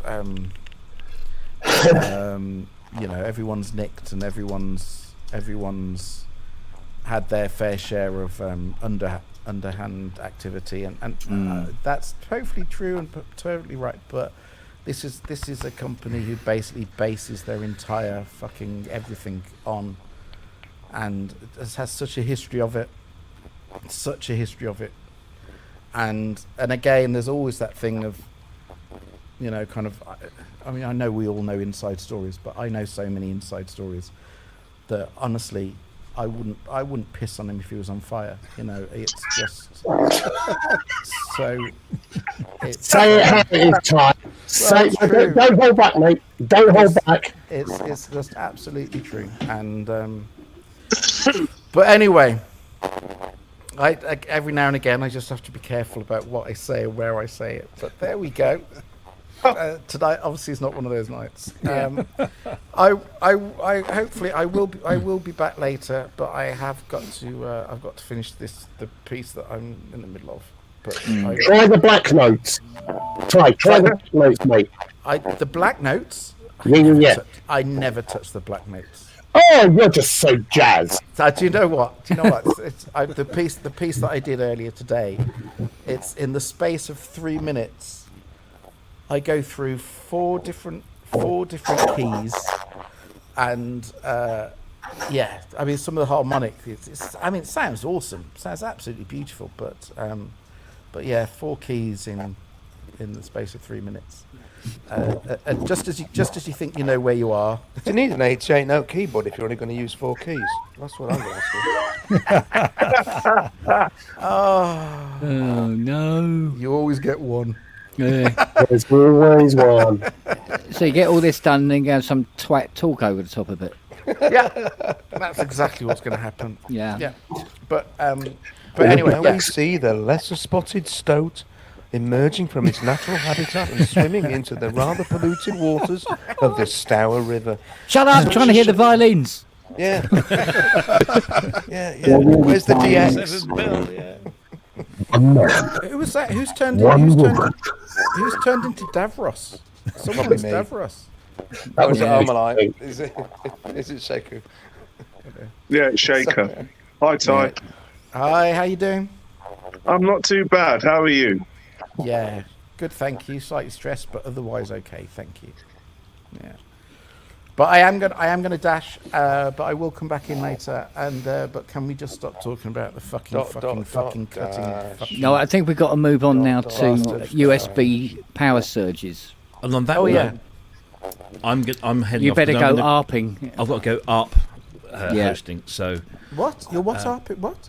What's he Uh, the Alan R. Perlman Foundation are at 10 o'clock tonight UK time, which is Okay. 5 p.m. EST, premiering a whole bunch of previously unreleased or unseen video clips of Alan Perlman, like TV clips and interviews and Fantastic. stuff. And Dina very graciously phoned me up last night and says, "Would you like to co-host with me?" I was like, "Oh, okay." So, Robbie, that's cool. awesome. Starring Robert Shelley. So I'm kind of just going to other be. person. I'm going to be the middle guy. She's hosting, and I'm just kind of saying, "Oh, so and so asked this question." Wear What about your this? Pro Synth Network T-shirt. I'm going to go and change now and put my slap on and do my hair and Zinc. yeah, You're going to put some zinc on. yeah, something like that. Oh, I hope it Fishnets. goes really well, Robbie. So yeah, well, Yeah. Go and Nice. be the amazing or average, whichever one is feeling like at that moment in time. what's underneath average? I think Adequate. adequate. Yes, I should be barely adequate. I And aspire to Quite add mundane. Sink, Well, hopefully sink be right back down to after. Spong if you want. A spong. Dong. Spong mode. Excellent. Yeah. Anyway, I might be back afterwards if it's not too late. So Excellent. Have a great yeah. one. See you later. I'll see you later. Yeah. See you later, free bat. Bye. Bye. Bye, Robbie. I want to see a picture of a lesser spotted stoat.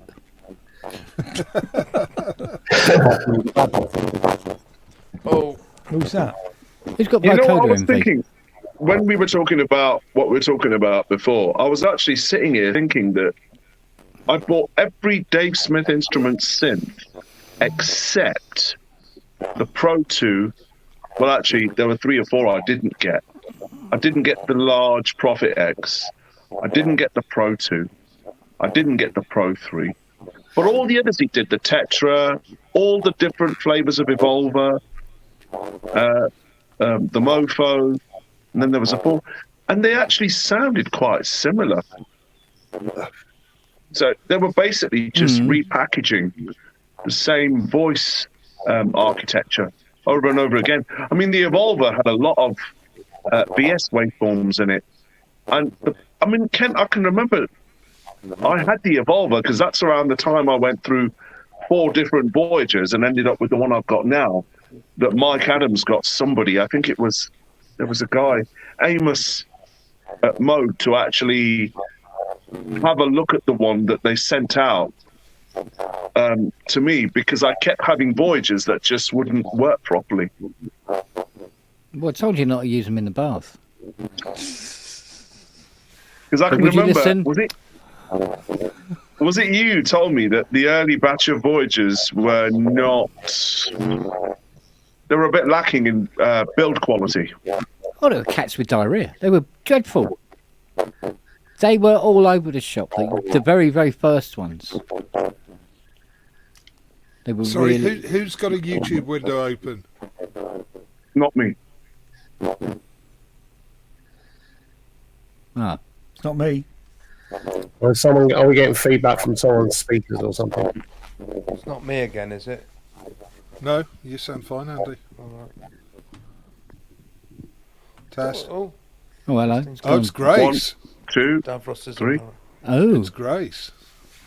Oh, so she's. Oh, bless. Died of shame. oh. We didn't mean to diss Grace. Come back, Grace. Come back. Oh, I feel really bad now. Sorry, Yeah. Grace. no, you don't, Sassy. Don't tell Fibs. Oh, okay. Sorry. Did you see that Teenage Engineering have moved into the app business? Oh, Good God. Well, they're charging 200 quid for a 99p app or something. It's free, apparently. I think it's free. It's free, but it has to be new business iOS model. only. Google phone. Oh. Is it the... What's the Google phone Pixel. called? Pixel 5 upwards, yeah. Chrome. Yeah. A Google Chrome. And what's the app do? I don't know. It's... Explains why the mixer's $2,000. yeah, exactly. Teenage engineering. I just saw something on social media about it. I didn't really pay an awful lot of attention because I don't have that phone, and Yeah. But no, it's one of their little sins. Oh, sorry. No, it's fine. They're going to sell 5 copies of it then. I was wondering, has any of you had their hands on the Solaris that John Bowen made? Oh, John Bowen. Well, Ty's got one, and I've been looking very. I didn't realise how. I thought they were a lot more expensive than they are, and he's doing another run, and it is a bit of a beast. I do rather like the idea of it. I had one for a day. And did it work? I thought it was really nice, actually. I thought it was really, really nice sound and sense. It was cost more than I wanted to spend on anything at the time. Because it's quite a few years ago now, isn't it?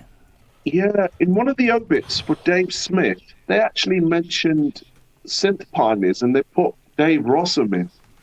And sometimes you read an obituary and you think, well, the facts are all over the fucking shop. Then I sit there and think, I can't be asked to tear this to shreds. Somebody's editors just said, look, mate, he's all over the internet. Just grab what you can, put it out. And, in the comments section, one or two who read this might tear it up. I just sat there and thought, this is all wrong. They got the stuff about Dave Smith mostly right. But it was some of the others they were mentioning. I thought, have they killed off Dave Rossum as well? Yeah, they mentioned Dave Rossum, and they were talking about him making keyboard instruments. But I thought, what did he make that was a keyboard instrument? I mean, he made the modular. No, didn't right, the Dave modular, Rossum, but that strictly Rossum a had something to do with the keyboard, didn't he? Yeah, so the keyboard logic that got sequential going, that became the Prophet 5, that was originally owned. That was the tech was originally EMU's, Dave Rossum's, and they licensed it from him for a while, which gave him, gave EMU some really good licensing fees. But then, of course, did his own version, came up with his own thing for it. Yeah, didn't somebody out of Tangerine Dream have an EMU polysynth or bits of it? Was it Peter Baumann? There was a synth that EMU were going to make, this mega synth. You're talking about the Audigy, the digital Audigy. That's the one. That's it. Just too expensive. By the time they kind of were running out of the money. By the time they got to that, it was awesome. I remember we had one up in Scotts Valley.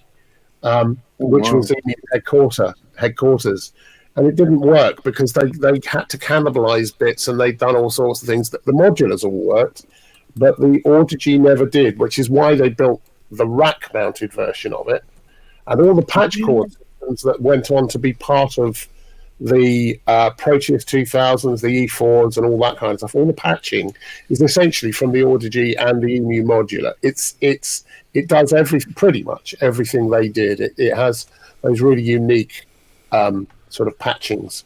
It's extraordinary what they did, and how many patents they had as well. Extraordinary amount of patents. Well, you talking about EMU? I thought it was the one thing that I didn't have in the garage was anything by EMU. Turns out, is that a testament to their build quality, or? Pass. But yeah. I've got the EMU 16 voice CV keyboard. Oh, really? Yeah. Whoa. And I'm not kidding you. It's almost the footprint of an 80. That's got to be worth a few quid. And then you sit the modular on top of it. Oh yeah. That's the one Vince Clarke, I think, used when he went full analog and modular, probably from about chorus onwards. He mentioned the 16 voice keyboard. Has it got a numeric keypad on the side? Yeah. That's the one. Yeah, it stores patches, believe it or not. It's actually supposed to have a sequencer complement in there as well, or something. Yeah, yeah. Can I ask a very simple question? Has anybody noticed, now that I'm in the top right-hand corner, what an extremely good impersonation of that owl I'm doing? No, I think the owl deliberate. looks happier. Thanks, Sassy. Yeah, I was just saying that. I just suddenly looked at it and thought, fucking hell, it looks like how I feel. Well, it looks how I look normally, so that's the problem. Oh, But Yay! yeah, yay, little Busby. Oh Christ! Talk about show your age. Yeah, bloody hell, it's a long time since I've heard that. Yeah. Maureen Lipman. Jesus Christ. It's got an ology! So, Speaking has of anybody the- else had this USB surge issue at all? In their With what? with what? They fitted a USB to a computer. surge, have they? That's Yeah, interesting. I wish. development. Computer. It was a banana game. Yeah, I got it. Sorry. Got it over the weekend. So the computer refused to fire up and went into limp mode. What computer, Kent? Was it a Windows or a... Yeah, it's a Windows PC. How old? What A year. What No, OS are you running? It's a 12-core i9 That's a shit running hot at, PC. Yeah, running at 5 gigs. No. What operating system? Windows 11. 11. Then it's probably Windows 11 that's the cause of it. No. This was the motherboard saying, no, USB surge, sorry. Fuck off. Did you go Have into you- the BIOS? Yeah. You're not reverse powering the USB, are you? No, checked it all out. It's really weird. What it is, because this is going to be a problem, because I'm seeing lots of this, where you get these units coming out that are USB powered and have no additional powering Yeah. to them. And you They're eventually... drawing more than 500 milliamps. Yeah. Yeah. And I'll tell you one unit that seems to be drawing an excessive amount of power compared to other things is the console 1. Is it all powered by USB? The console 1 is, yeah. The fader does have a power supply. Is it? Sorry, can I just ask? Is it USB B, C, USB 3? Which kind of port? Because Yeah. C gives you a lot more power depending on which version you have. No, it's about exceeding the power draw. Yeah. So So the it's- C So it's gives you. non-compliant USB devices. Yeah. So basically, what it is the computer, believe it or not, with its 1.2 kilowatt power supply, the draw on the 5 volt to the USBs, it cannot supply enough power to run all the units. Yeah. And because there's so many of these units that go, oh, it's USB powered for convenience. Well, it won't be You need eventually. a hub. You basically need a powered hub with about 4 or 5. God, that's going through a powered hub, a 32-way USB powered hub. Fuck, 32 30, what are you on? Exactly, I'm trying to figure out how Have you seen this studio? But here's the thing, right? This is on a PC, right? You can run a lot of USBs on a PC. Yeah, now you I'm can. looking to get this M1 Mac Mini, Mhm. and I'm looking at its 2 USB sockets on it. Yeah. And did you have a Yeah. look at the stuff that's come out since the WDCC? Nothing to do with Mac Mini at all. Okay, but the Airbooks look pretty good as well. I mean, they've I don't got know. I don't want to go that route. I don't. Okay. I've got enough fucking monitors in here. It's ridiculous. It's you just mad. want a nice compact box that you can just tuck away somewhere. Yeah, there's got a bit of meat under it, because I was looking at the Mac Studio, Yeah. and I've had several people, real Mac users, big Mac users, saying Yeah. that the performance of the M1 Mac Mini is actually better than the Studio. Apparently it is, yeah. Which is For weird. certain tasks. It's for certain tasks. Yeah. And it depends. Remember, the M1, right? Everyone's been bashing on about it and just talking about raw power. You have to have the code written specially for it, because an awful lot of code is still having to be run in Rosetta mode. Yeah. So as long as it's been coded for specially, and they've only had a year to do it so far, there's still performance gains to be had from the M1 system. I've got two, and I've let them both out because I've got big Threadripper systems that just perform better overall for everything we do. Yeah. But the M1s, they're being unlocked. I noticed they released the M2, which is a lighter pathway, as it were. It's not as powerful as the M1s. It's not as powerful as the M1 Max and Ultra or whatever. Yeah. But that's coming out, and it's, despite many claims, it's 18% faster than the original M1, which is not bad. Yeah. It's not But bad. I was thinking about maybe, looking at the studio because of the other things that you get, and particularly along these lines of these, the USBs that are available. There's you can get a Mac Mini USB 7-to-1 hub for £50 though. Yeah, but in here it might need several.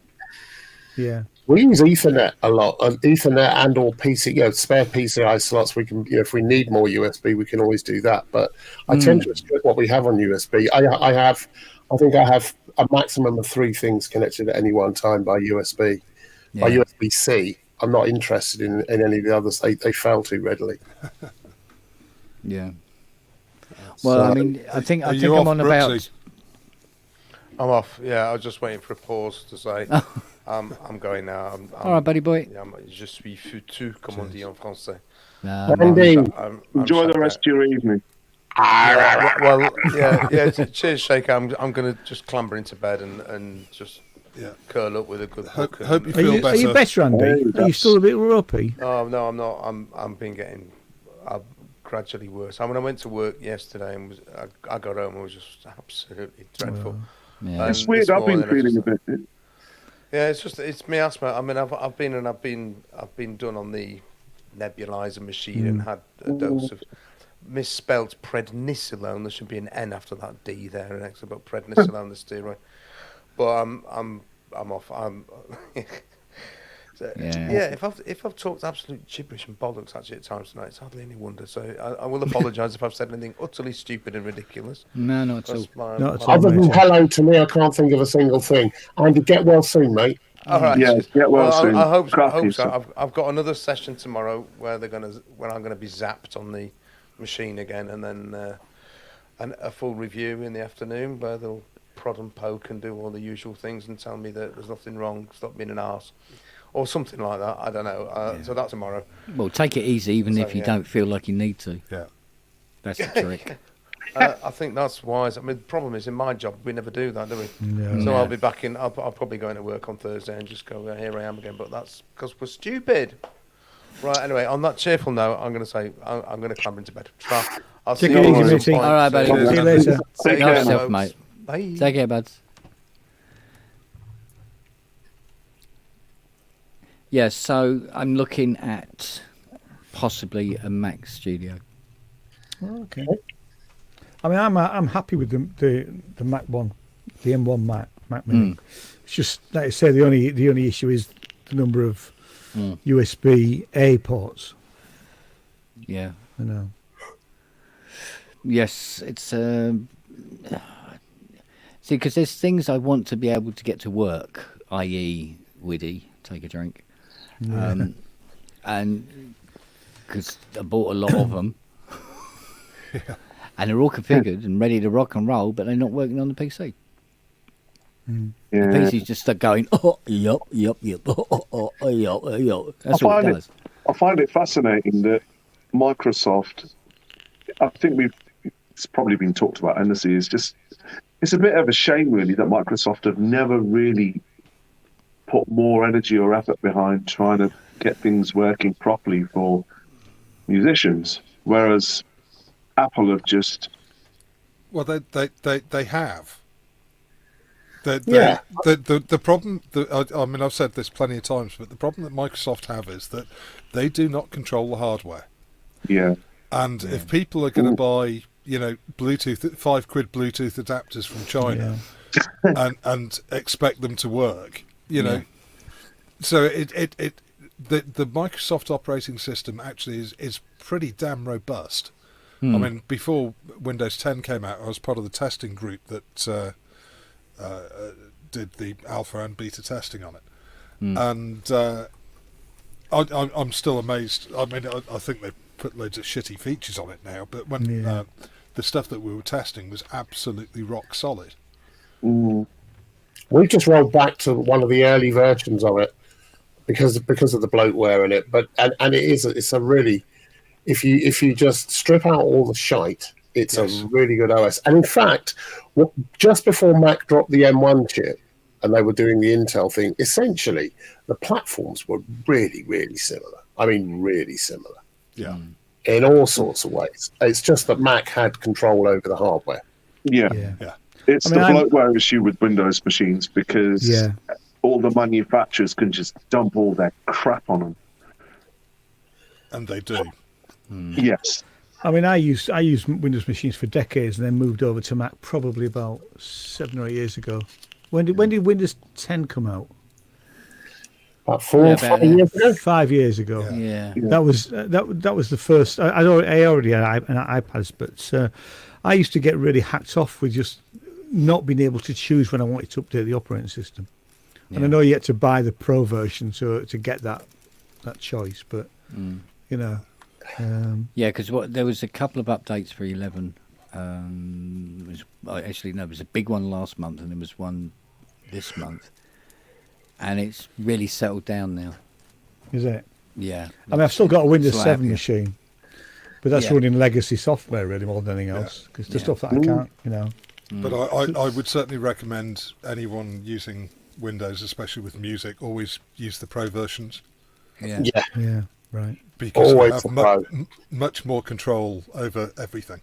I use a Windows laptop for SoundForge, and the funny thing is, when Sony sold SoundForge to, I think it's Magix or somebody owns it, I can't remember it. I know it's a German company.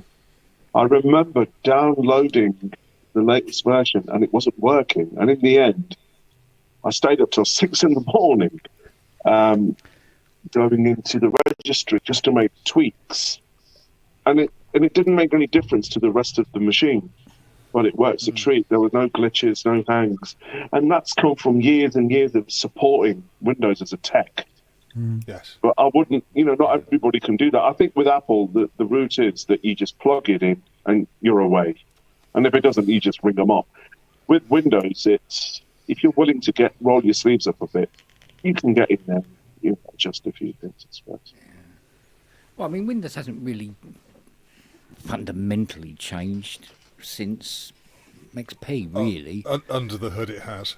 Yeah, I know, but I mean, how you interact with it. I mean, it hasn't really changed much. So, there's been a lot of things where, they got rid of the start button for a while, and then they had to bring it back because people were just completely.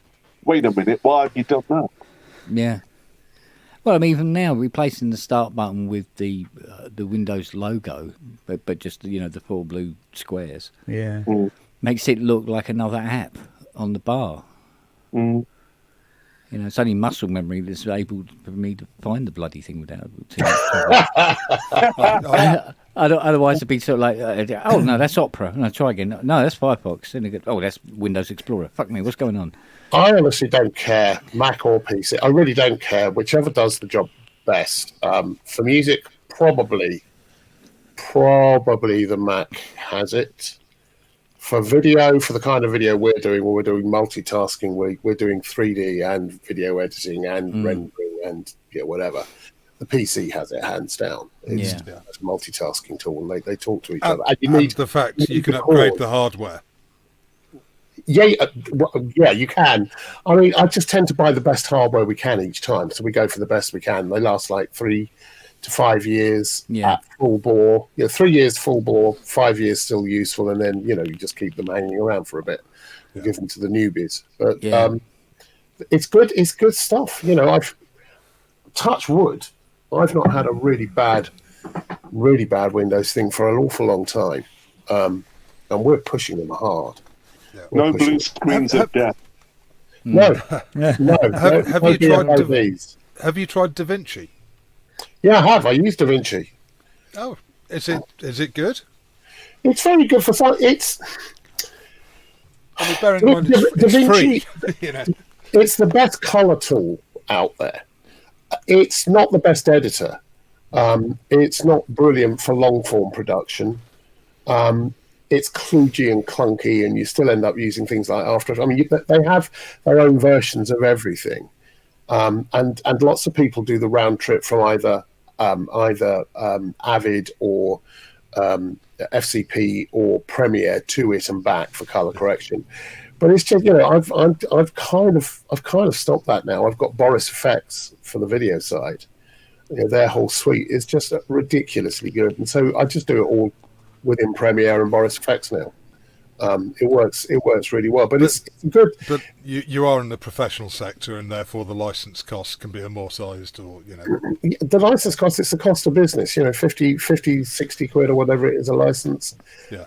At full price for everything they do. What is your 3D renderer of choice now? Curiously, we're actually rendering directly at the moment. We're trying rendering directly in Unreal 5. We've been using various. We've been using Cinema 4D, Blender, 3ds Max, Autodesk, all sorts of different renderers. But now we're actually we're just working with latest codes. We're doing some dev work with them as well on Unreal 5. It's freaking astonishing. There are people using that now for music production, aren't they? Yeah. There's a couple of people doing synths using Blueprint to create the whole thing, and it will do it. And it will do it ambisonically, which is really cool. Wow. Well, really it utilises the GPU to do the processing. Yep. So it does. Yeah. It does, which is pretty astonishing. It is astonishing. Yeah, which is where PCs come into their own again. Yeah. Yeah. You can have, like, triple RTX 380s, and it's like, and you're off. Depending on what. If you're rendering, you need that, and it's a good thing. And if you're not, you don't. You just need the a single RTX will get you an awful long way with Threadrippers or whatever. But that's a whole other thing. See, I've got here's the funny thing. I had to boot up a system the other day, which I've not looked at for 3 years, and it's an really old Windows 7 machine with an AMD 4-core. Right? And I think I was running the precursor to Sonar, which was Cakewalk Professional 8.5 or something like that. Yeah. And I opened up this song, which I'd completely forgotten about, and I needed to get into it to grab some audio and stuff. And I had 70 tracks running of audio, plus plug-in synths, plus a bunch of reverbs and all sorts of other things. And it was running on 4 cores and 32 gigs with the shittiest graphics card, but it was running still. Yeah. It was still running on a Windows 7 machine. I'm thinking, was it putting out a serious amount of heat though? Oh shit, yeah. Oh yeah. I mean, I had RAID. We even had a RAID 5 spinning drive array in there. It's before SSDs or anything, and it's still running 70 something tracks at 48K. Yeah. How? I don't know. I think it's just there's more efficiency when there's less. It's sort of when there's less stuff to deal with. I'm simplifying it because I'm trying to remember one of our professors. He used to say that the less you've got to fuck around with, the more you can actually get done. He goes, it really is that simple in computing terms. He goes, once you start piggybacking things, and he goes, what happens then is when one thing goes wrong, it's just going to thread all the way through it, and it's going to affect everything. Yeah, I had a pal of mine who was doing a live show, and he rang me one day. He was just about to. They were about half an hour before going live, and he was having real problems with his setup on stage. He had a laptop, a Mac laptop, and a bunch of MIDI stuff, and he had soft synths playing. He had a Mini Moog. He couldn't get this Mini Moog to play without going. it was just really crappy and crackly and stuff. And he was doing this, and he had everything. Nothing was quite working. And I said, I thought you had a proper mini Moog. He said, yeah, I do. I said, so why aren't you using that? Get rid of all the wires. Just run your Mac, run the sequencing and everything else on there. But if it's giving you a problem, just boot up your mini Moog, set it to approximately where it is, and get on with your life. And he said, why didn't I think of that? And I said, because you're too close. You invest all this time in doing something, in building something, a system that works. And you're kind of loath to let go, because if you admit it's broke, you've just wasted all that time. So you keep investing more and more time and get more and more complex. Exactly as you say. So this is one of the reasons why I want to go Mac, because I want actually to go to do something and it work. Because that's what Macs tend to do, in comparison to PC. So. You plug something into the Mac and it goes, right, okay, what are we doing? Well, we're going to do this. Okay, let's go. I have to say, I don't miss the farting around with PCs that I used to have. Yeah. There'd always be something. I mean, I first started. I mean, I used Reaper a lot, and the only reason I used Reaper when I was doing a master's degree, and I needed to use a DAW that would work on both Mac and PC, because they had PCs in the studio, and Macs in the studio, and I had a PC at home, and that was the only DAW that I could find. It was cheap as well, that would actually just work, and I used to run it off a hard drive. Took the hard drive into the studio, and it worked brilliantly. It's always driver conflict and IRQs that fuck things up with Windows, and it's such a bastard pain. Oh, that's automatic now. It tends to be if you buy quality kit to plug in, so it's all fully USB class compliant. With Windows, you tend not to have any problems. It's when you go slightly off piste and go for a £10 USB to MIDI adapter with sometimes it's just drivers last updated in 2007. Sometimes I get the feeling that third-party manufacturers, it's the OEMs. They do the drivers and stuff for the Mac and everything like that, and it's all like swing. And then when they do the drivers for the PCs, it's like that'll do. Yeah, and just throw it together, because it's like the Slate Raven software on the Mac. It's like bang like that. You put it onto the PC, you've got to fettle the fuck out of this thing for half an hour before it worked properly. No matter what. Even if it's the only thing running on the computer. The key is also never buy a PC with the operating system already installed. Buy the PC and then install a Virgin operating system. Actually, that's a really good point, actually. I only started doing that towards the end of my life for PCs, but I did start to buy, just wipe the hard drive completely and then start from scratch. Yeah, absolutely. Or just roll your sleeves up and get into the registry and the BIOS and start. But you start with the BIOS, and you get rid of most of the shit straight away. Your own custom BIOS. It works well. But anyway, I think the funny thing is people kind of get confused between Mac and PC. They think that if you make a choice between them, whatever you do on PC, they think is going to be half the price of the Mac, and it's bollocks. If you want performance, you have to spend the same kind of money.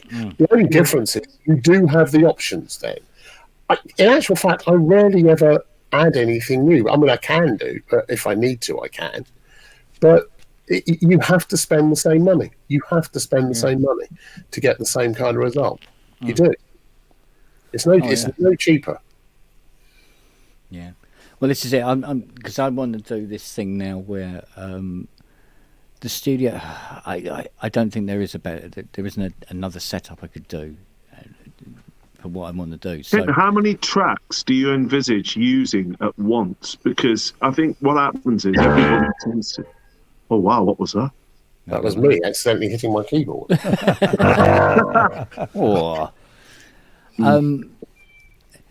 Sometimes, because I do a lot of this kind of just doing stuff live, because it's just more organic.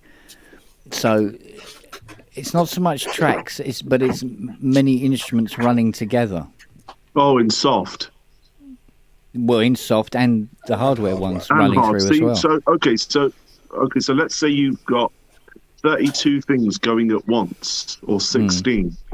I think anything beyond that, that'd be astonishing to have running at once, but each to their own, you know. Well, I think for Kent, and correct me if I'm wrong, Kent, but it's actually more about just being able to very quickly hit record and record what you're playing. Well, I can do that, or I can actually record it after I've played it, which is one of the good things that we've got with.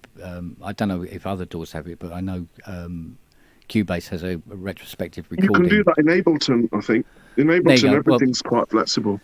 Yeah, so I mean, I could start playing at 7 o'clock, and then if I sort of like get to about 11 o'clock and go, oh, do you know what, that thing I did at 10 o'clock, that was really good. Just hit the retrospective and just record. It just records everything that I played in that day. That's beautiful. Brilliant. That's really just great. be able to do that in real time. Caches it. Yeah, it caches it down onto the SSD, and then you can pick through it, and you got the tracks and just wind through to find the bit. But that that's you only wanted. the video, not the audio, isn't it? No, the audio as well. The audio gets cached down onto. Yeah, it caches it down onto the drive. I think it's because SSDs are now so far. Well, the newer SSDs are more reliable and ultra fast. NVMe's are. Yeah. NVMe drives are just madly good. I just have buckets of them in every machine now. They just, you know. I was quite impressed with that spec they were showing for that Mac M1 Ultra, I think it was.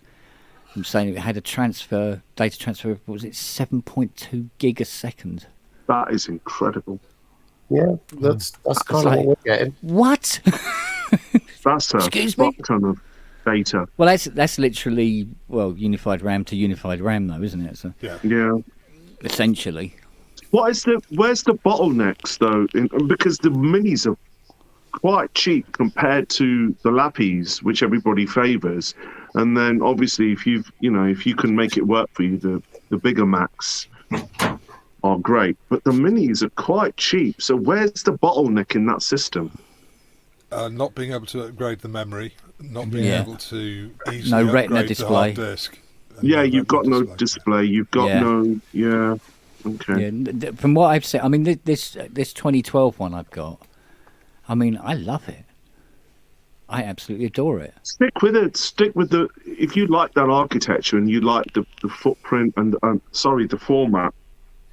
The footprint obviously is tiny. Well, I like the look of the studio, I must admit, and it's sort of like halfway between the two.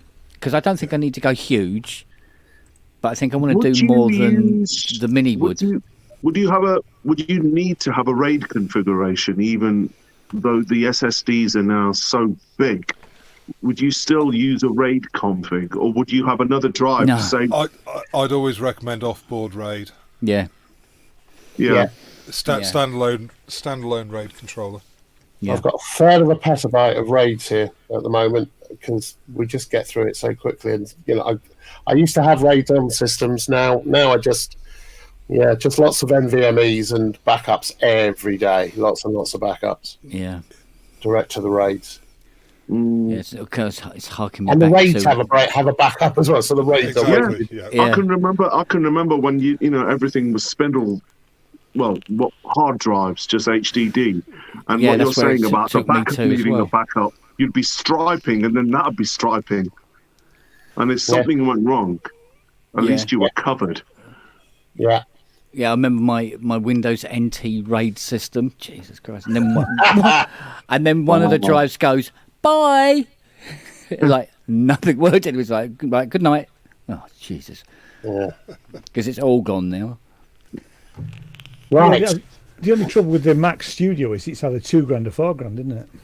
Yeah, well, I think you think about it. A basic M1 Mac Mini is about 12. Yeah, mine 50. was. I spec'd mine out, and it's 70. It was 1,700 when I bought mine. But the Studio wasn't out then, so actually, Yeah, so it's a nice sort of like halfway. Yeah. Because I don't need to go ultra or whatever the top one is or any of that. But there again, I mean, I spec'd out a tower. Although No, the I other think- cheese grating, it came to 32 grand. I mean, no, let's scrub that. Let's go back again. Let's start again. Just getting carried away. Oh, let's have one of them. I just think always get more memory than you think Yeah, you'll ever need. more memory, more storage, because the 512 gigabyte SSD is a bit small. Isn't it? Yeah, I've had a hell of a job trying to fight. Having a 512 in a PC because it wants to put a swap file on it that's like nearly half the size of the drive. Yeah. Well, I use 2 terabyte SSDs in all my laptops. I use a 512 NVMe for the OS. I use 1 terabyte for swap files, including the page file. I use another for cache, a 2 terabyte for the cache, and I use 2 4s or 1 8 for the for any program, for any content. Yeah. That's on every system, and it just if everything flies, it just works. You just need to be disciplined, but it works really well. Yeah. And they're all Do you back up every night, or is it just auto backup at random? No, it's backed up it's automatically backed up depending on what I'm doing. But then I still freak on things, so I still do. I still check the backups. Yeah. I still do them, and I still carry around boxes from one place to another. And we're just getting to the point now where I trust the cloud enough that we're starting to do some backups to Amazon Ice. That's but we've got, as I say, we've got like a third of a terabyte of storage, which is pretty close to full at the moment. So petabyte. Yeah, I'm always a bit mindful. I'm always a bit mindful of using cloud because there's not just the security. It's just there's some of these companies have had reliability issues, and God forbid you ever have to make a claim. Has anybody actually had lost data with a cloud service and then thought, well, what do I do now?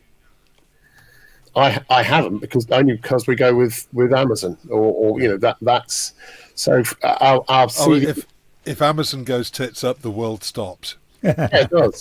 Yeah.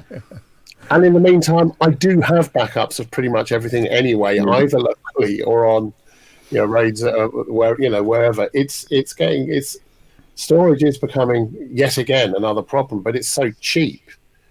Yeah. We must have spent last year. We were doing a bunch of projects last year. I must have spent best part of 20 grand on storage. Wow. I know. But if you need it to make it pay, then that's how it is. But it's just an annual cost nowadays. It's because especially in the creative industry where you might have a client come back in 3 or 4 years' time and say, "Oh, that project you did for us then.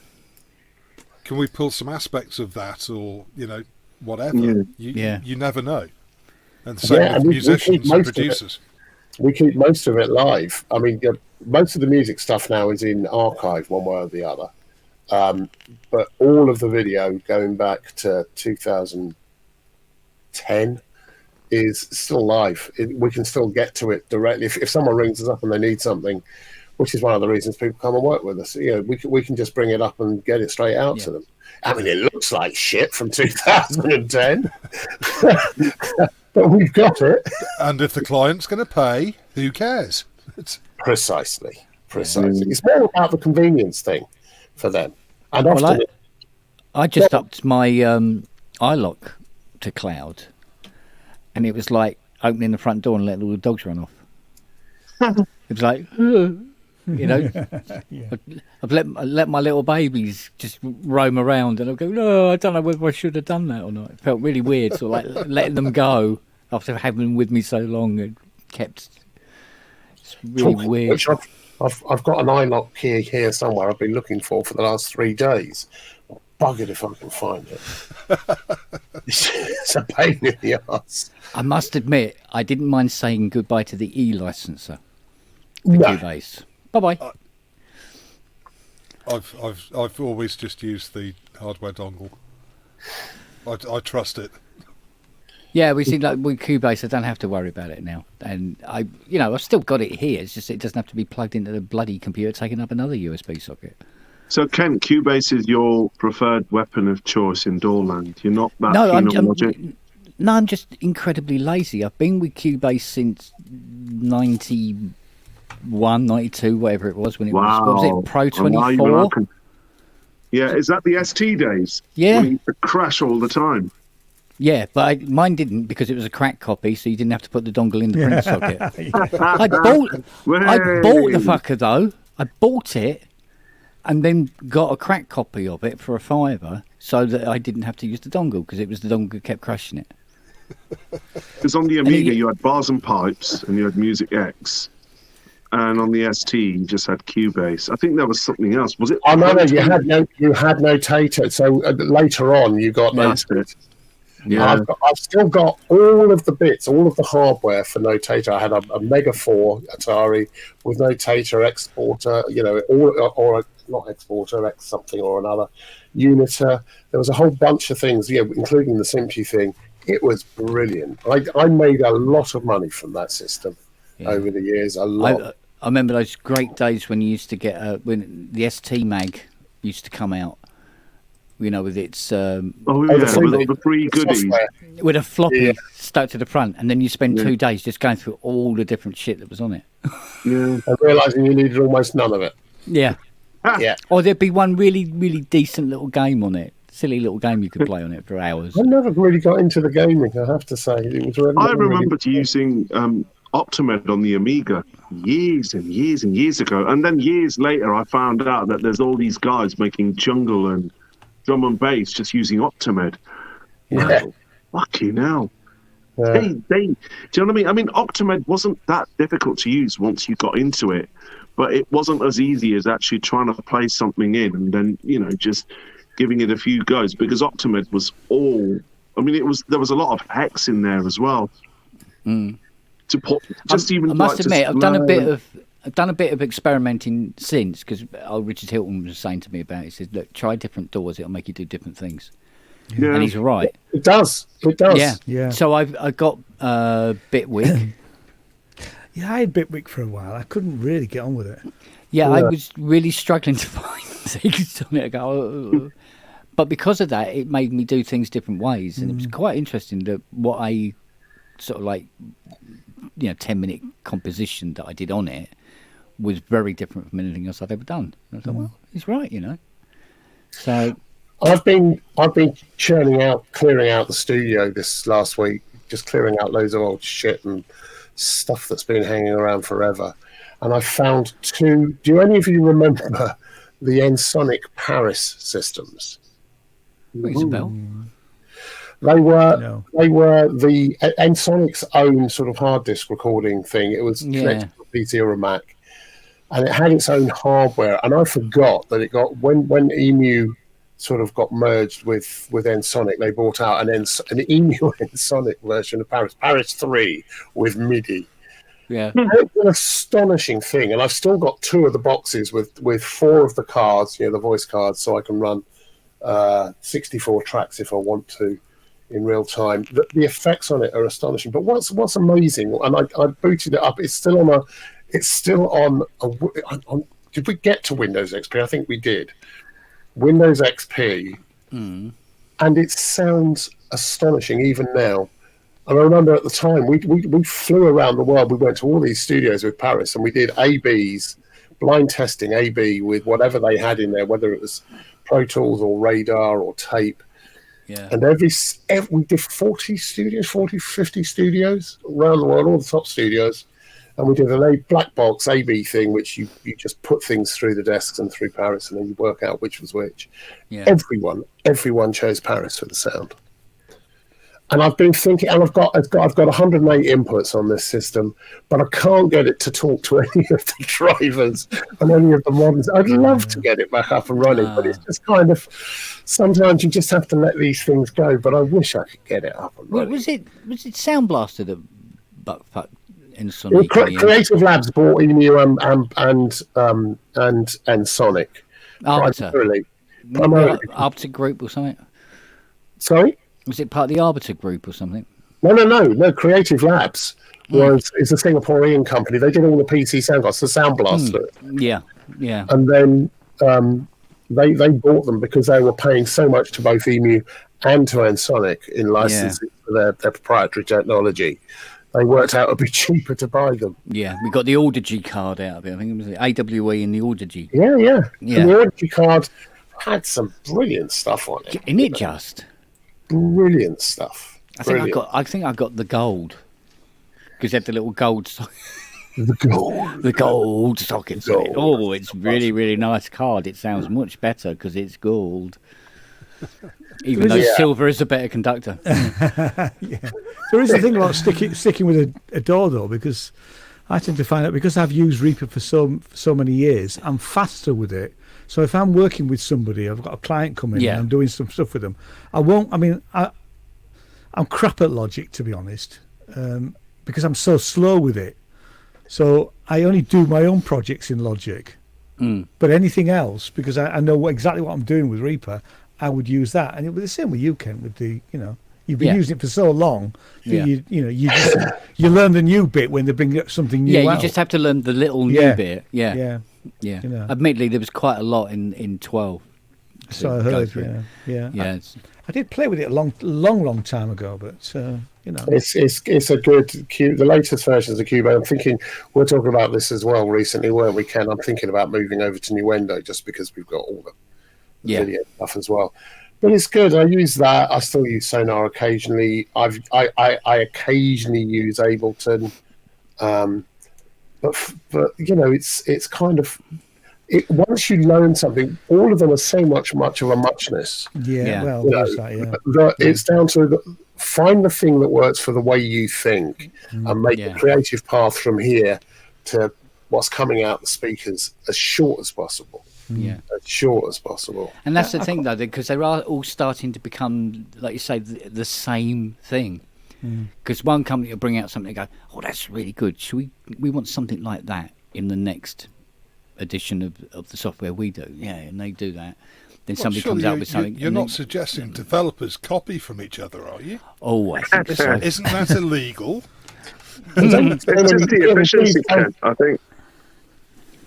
Sorry, it's just some of different DAWs have just quicker ways of doing things, or it's just the processing part as well, how they handle different vendors' plugins, or it's just there is different distinct feels. Yeah, I don't think we're ever going to get to a stage where Ableton ever feels like Cubase, or they've got bits and bats of each. I mean, Ableton's just it's a very different way of working, and it is.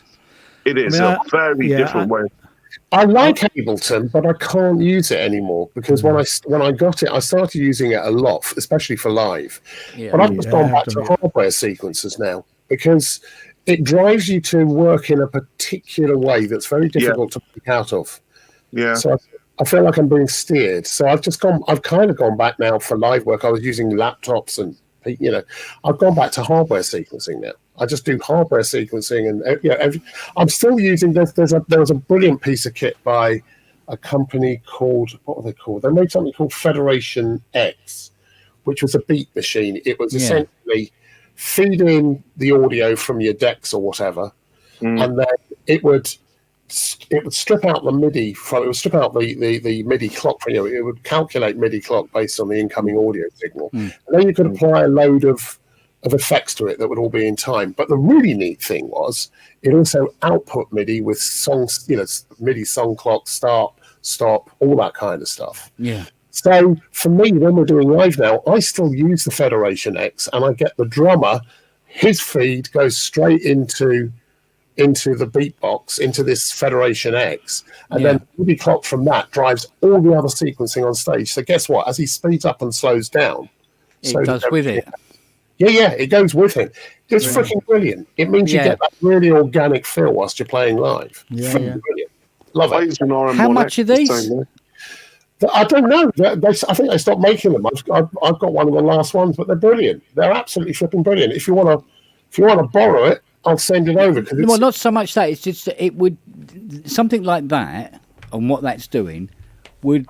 How many outs does it have? How many? MIDI ins and outs does it have? It's just it's a single MIDI in, out, and through. That's it. But it's only I only use it to generate MIDI to control. So I just send it to a central thing and then feed that out to everything. Yeah. You know, so it goes from Get an RM1X. Get an So it's like RM1X. RM1X. Yeah, the Yamaha RM1X. Get one of those. They never crash, and they're rock solid for MIDI because I actually use those to run hardware. It's not got a through, so you might have to get a merge. Or, Yeah, but can it generate a clock from audio? No, I don't, no, it can't generate. See, this is why this Federation. Yeah, and that's because that would cure 101,000 problems that I have at the moment in here. Hang on. Interesting. I mean, I'm still using the Psychologic M16 for live. It works. It still works. You know, and that and some MIDI Sport, 8x8s. They're really, really good. Federation X. There we go. Have you not built yourself an external master MIDI clock then, Kent? No, nothing like that, I'm afraid. Oh, it's also a band by the looks of it. What, Federation Red X? Federation X. Where is it? Come on, you little fucker. Sounds like some out of Star Wars. Yeah. Yeah, Right. I've got a picture of it on my Facebook somewhere. I'll see if I can dig it up. Original synth is saying ERM multi-clock generates clock from an audio sample. That's it. Yeah, all right. Because this is a whole new neck of the woods for me. This was back in 1998, 99, 2000, something like that. Let's just have a look. There we go. Facebook. Let's have a look at albums. Right, guys, I've got to go, so I'll catch you all later. but- all right, Take mate. it easy. Cheers, Ian. Look after Enjoy the rest of your evening. See you later, mate, guys. Take Cheers, care. Keith. Bye. Bye. Photos, albums. Let's have a look. Yeah, that's weird. Old Well, here we go. Google's been unresponsive to this. Whoa. Cosmic is saying Red Sound Federation BPM FX Pro. That's the one. That's the one. I've got a picture of it here. Very shitty picture of it here. Somewhere. Let me see if I can share that. Hang on a moment. Let's just pop that over Let's here. put that in front of that then. Can I share this? Here we go. I think you can, yeah. If you put it in the private chat, I'll put it in the main post.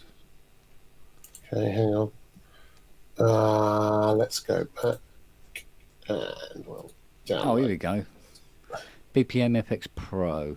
Yeah, you can see it. If you can see it, there we go. So Okay. what it does really well, though, really, really well, is track changes in tempo in real time and allows you to reset the downbeat and do all that kind of stuff. So it's brilliantly clever. I mean, it's such a simple device. That should be on. It should be on every synth now. It really should. Yeah, that's quite a feature. Yeah. Has to be said. And I don't use any of the other. I don't use the effects or the delays or the cutters or any of that stuff. I just use it for Yeah. finding the downbeat and letting the drummer control the sounds or whatever. Or you can use it to, power your samplers or your other stuff from an audio track and do live remixing where everything's in time. You're not doing tap tempo and stuff. It just does it. It's brilliant. It's really clever. Well, it seems to be a bit thin on the ground. Yeah, I've got one. Yeah. But then I've got an original Sin as well, which I adore. DS Tech, Di Hitchens. God bless him. Yeah, things like that. It's a good move. Mind you, I tell you what, I did something yesterday. This will make Inky pass out. I fired up the MPC-X yesterday and learnt how to record things into it and function and use it. It was like, wow. What was that? The Akai MPC-X. Oh. I'm finding my way around it. I can't believe it. Yeah. It was so massively alien.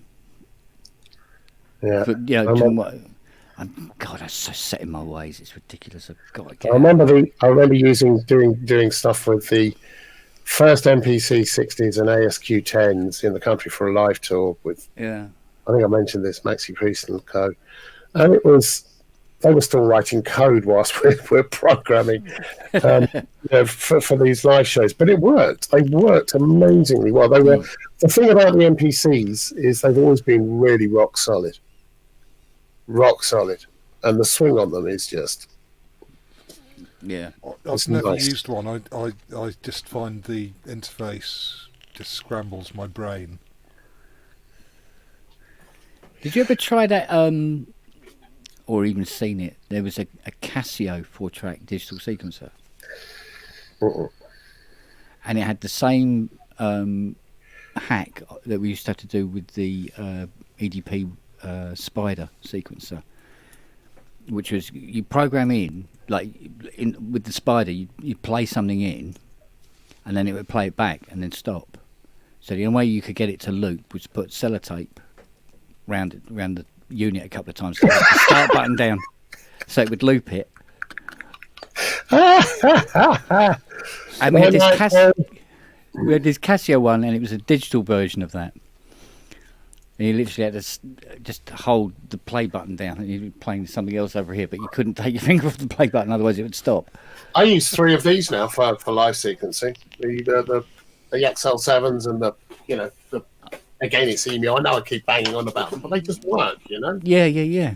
It's a good thing because you've got the sequencer on it is step time and pattern based, and sort of also real time, and all. It's pretty much all the classic sequencing styles. Yeah, and 32 tracks, and it's fast. It's really fast, and it's really solid for live. The timing on it is just astonishing. Yeah. Really, really good. And there's something about it. I just love. I quite like that way of working for live, because you can just put the loops in and change the patterns, have it ready, and if you want to go somewhere else with it, you can. Nice. Yeah, it's good. It's good to be able to have that freedom. Yeah. Instead of being trapped in just whatever you programmed in it, and it's like over and over and over. Yeah, and I think that's the thing about what I most love about live now is that moment of hilarity and glory when things go horribly wrong, and you just kind of work. Yeah, we'll just do that again, or we'll just do that on the next time round. We meant that chord. Yeah. If you play it more than once, you definitely meant it. Yeah. It's not. Yeah, it's not a mistake if you do it twice. There's an awful lot of. Well, there's an awful lot of nothing. That's exactly what there's an awful lot of. Yeah, I meant that. With a slide in. There we go. There's the Montreux Jazz Festival right there. I can sense a lot of D minor coming on. Yes, a lot of D minor. 2nd, 9th. There we go. Yeah. I'm going to have to head. Yo, what are we on? We're on 10 o'clock already. Yeah. I was only going to do a little one. Anyway, yeah, just do a short one, nothing. Enough of Fiona's That's something I hear far too often. Yes. Well, I suppose if there's the ARP live stream as well going on. Yeah. Everyone's going to be jumping on that. That's a good idea. I might just pop in and see what that's about. But yeah. Okay, guys. Listen, great to see you. Thanks for having me in, Mr. Dong. No problem, Mr. Dong. Inventor of the ocelot. Not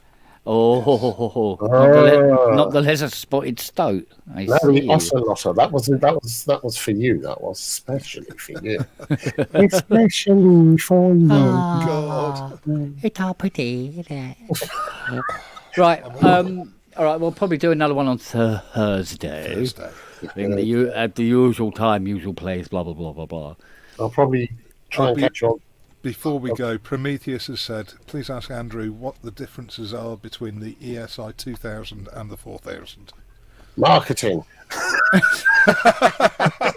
bit more. I mean, really, it was the colour. One was a cut down version. One was slightly later, but it was a cut down version. Polyphony. I'm just trying to remember. It's been such a long time. I didn't ever really look too hard at them. I used them from time to time. Had some great things, but it's polyphony and whatever else. It's a bit like the whole Proteus range. That they had all the different versions. The B3, which is a great ROM. The orchestral ones, the MP7 one. Yeah, all of the different things. MoFat. All of them were exactly the same hardware platform, just a different ROM dropped into each, and there was still room to expand and bang others in. It was SKUs, it was different colours, and people bought them like they were going out of fashion. It was genius. It was the last bit of genius they had before hardware became Baba for them. Yeah. Shame. No. But there you Right. go. Well, Right. thank you for that. Oh, got me thing working today.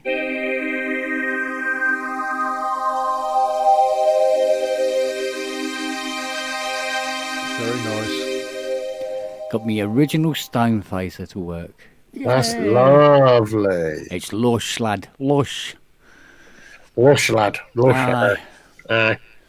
Righty ho. Good night, gents. Yeah, good night. All right. And catch you soon, Ken. Take care, all. Cheers. All right. Good night, Look after everyone. yourselves. Cheers. Oh, somewhere around here, isn't it? Cheers. Oh, this mouse needs to die. Here we go.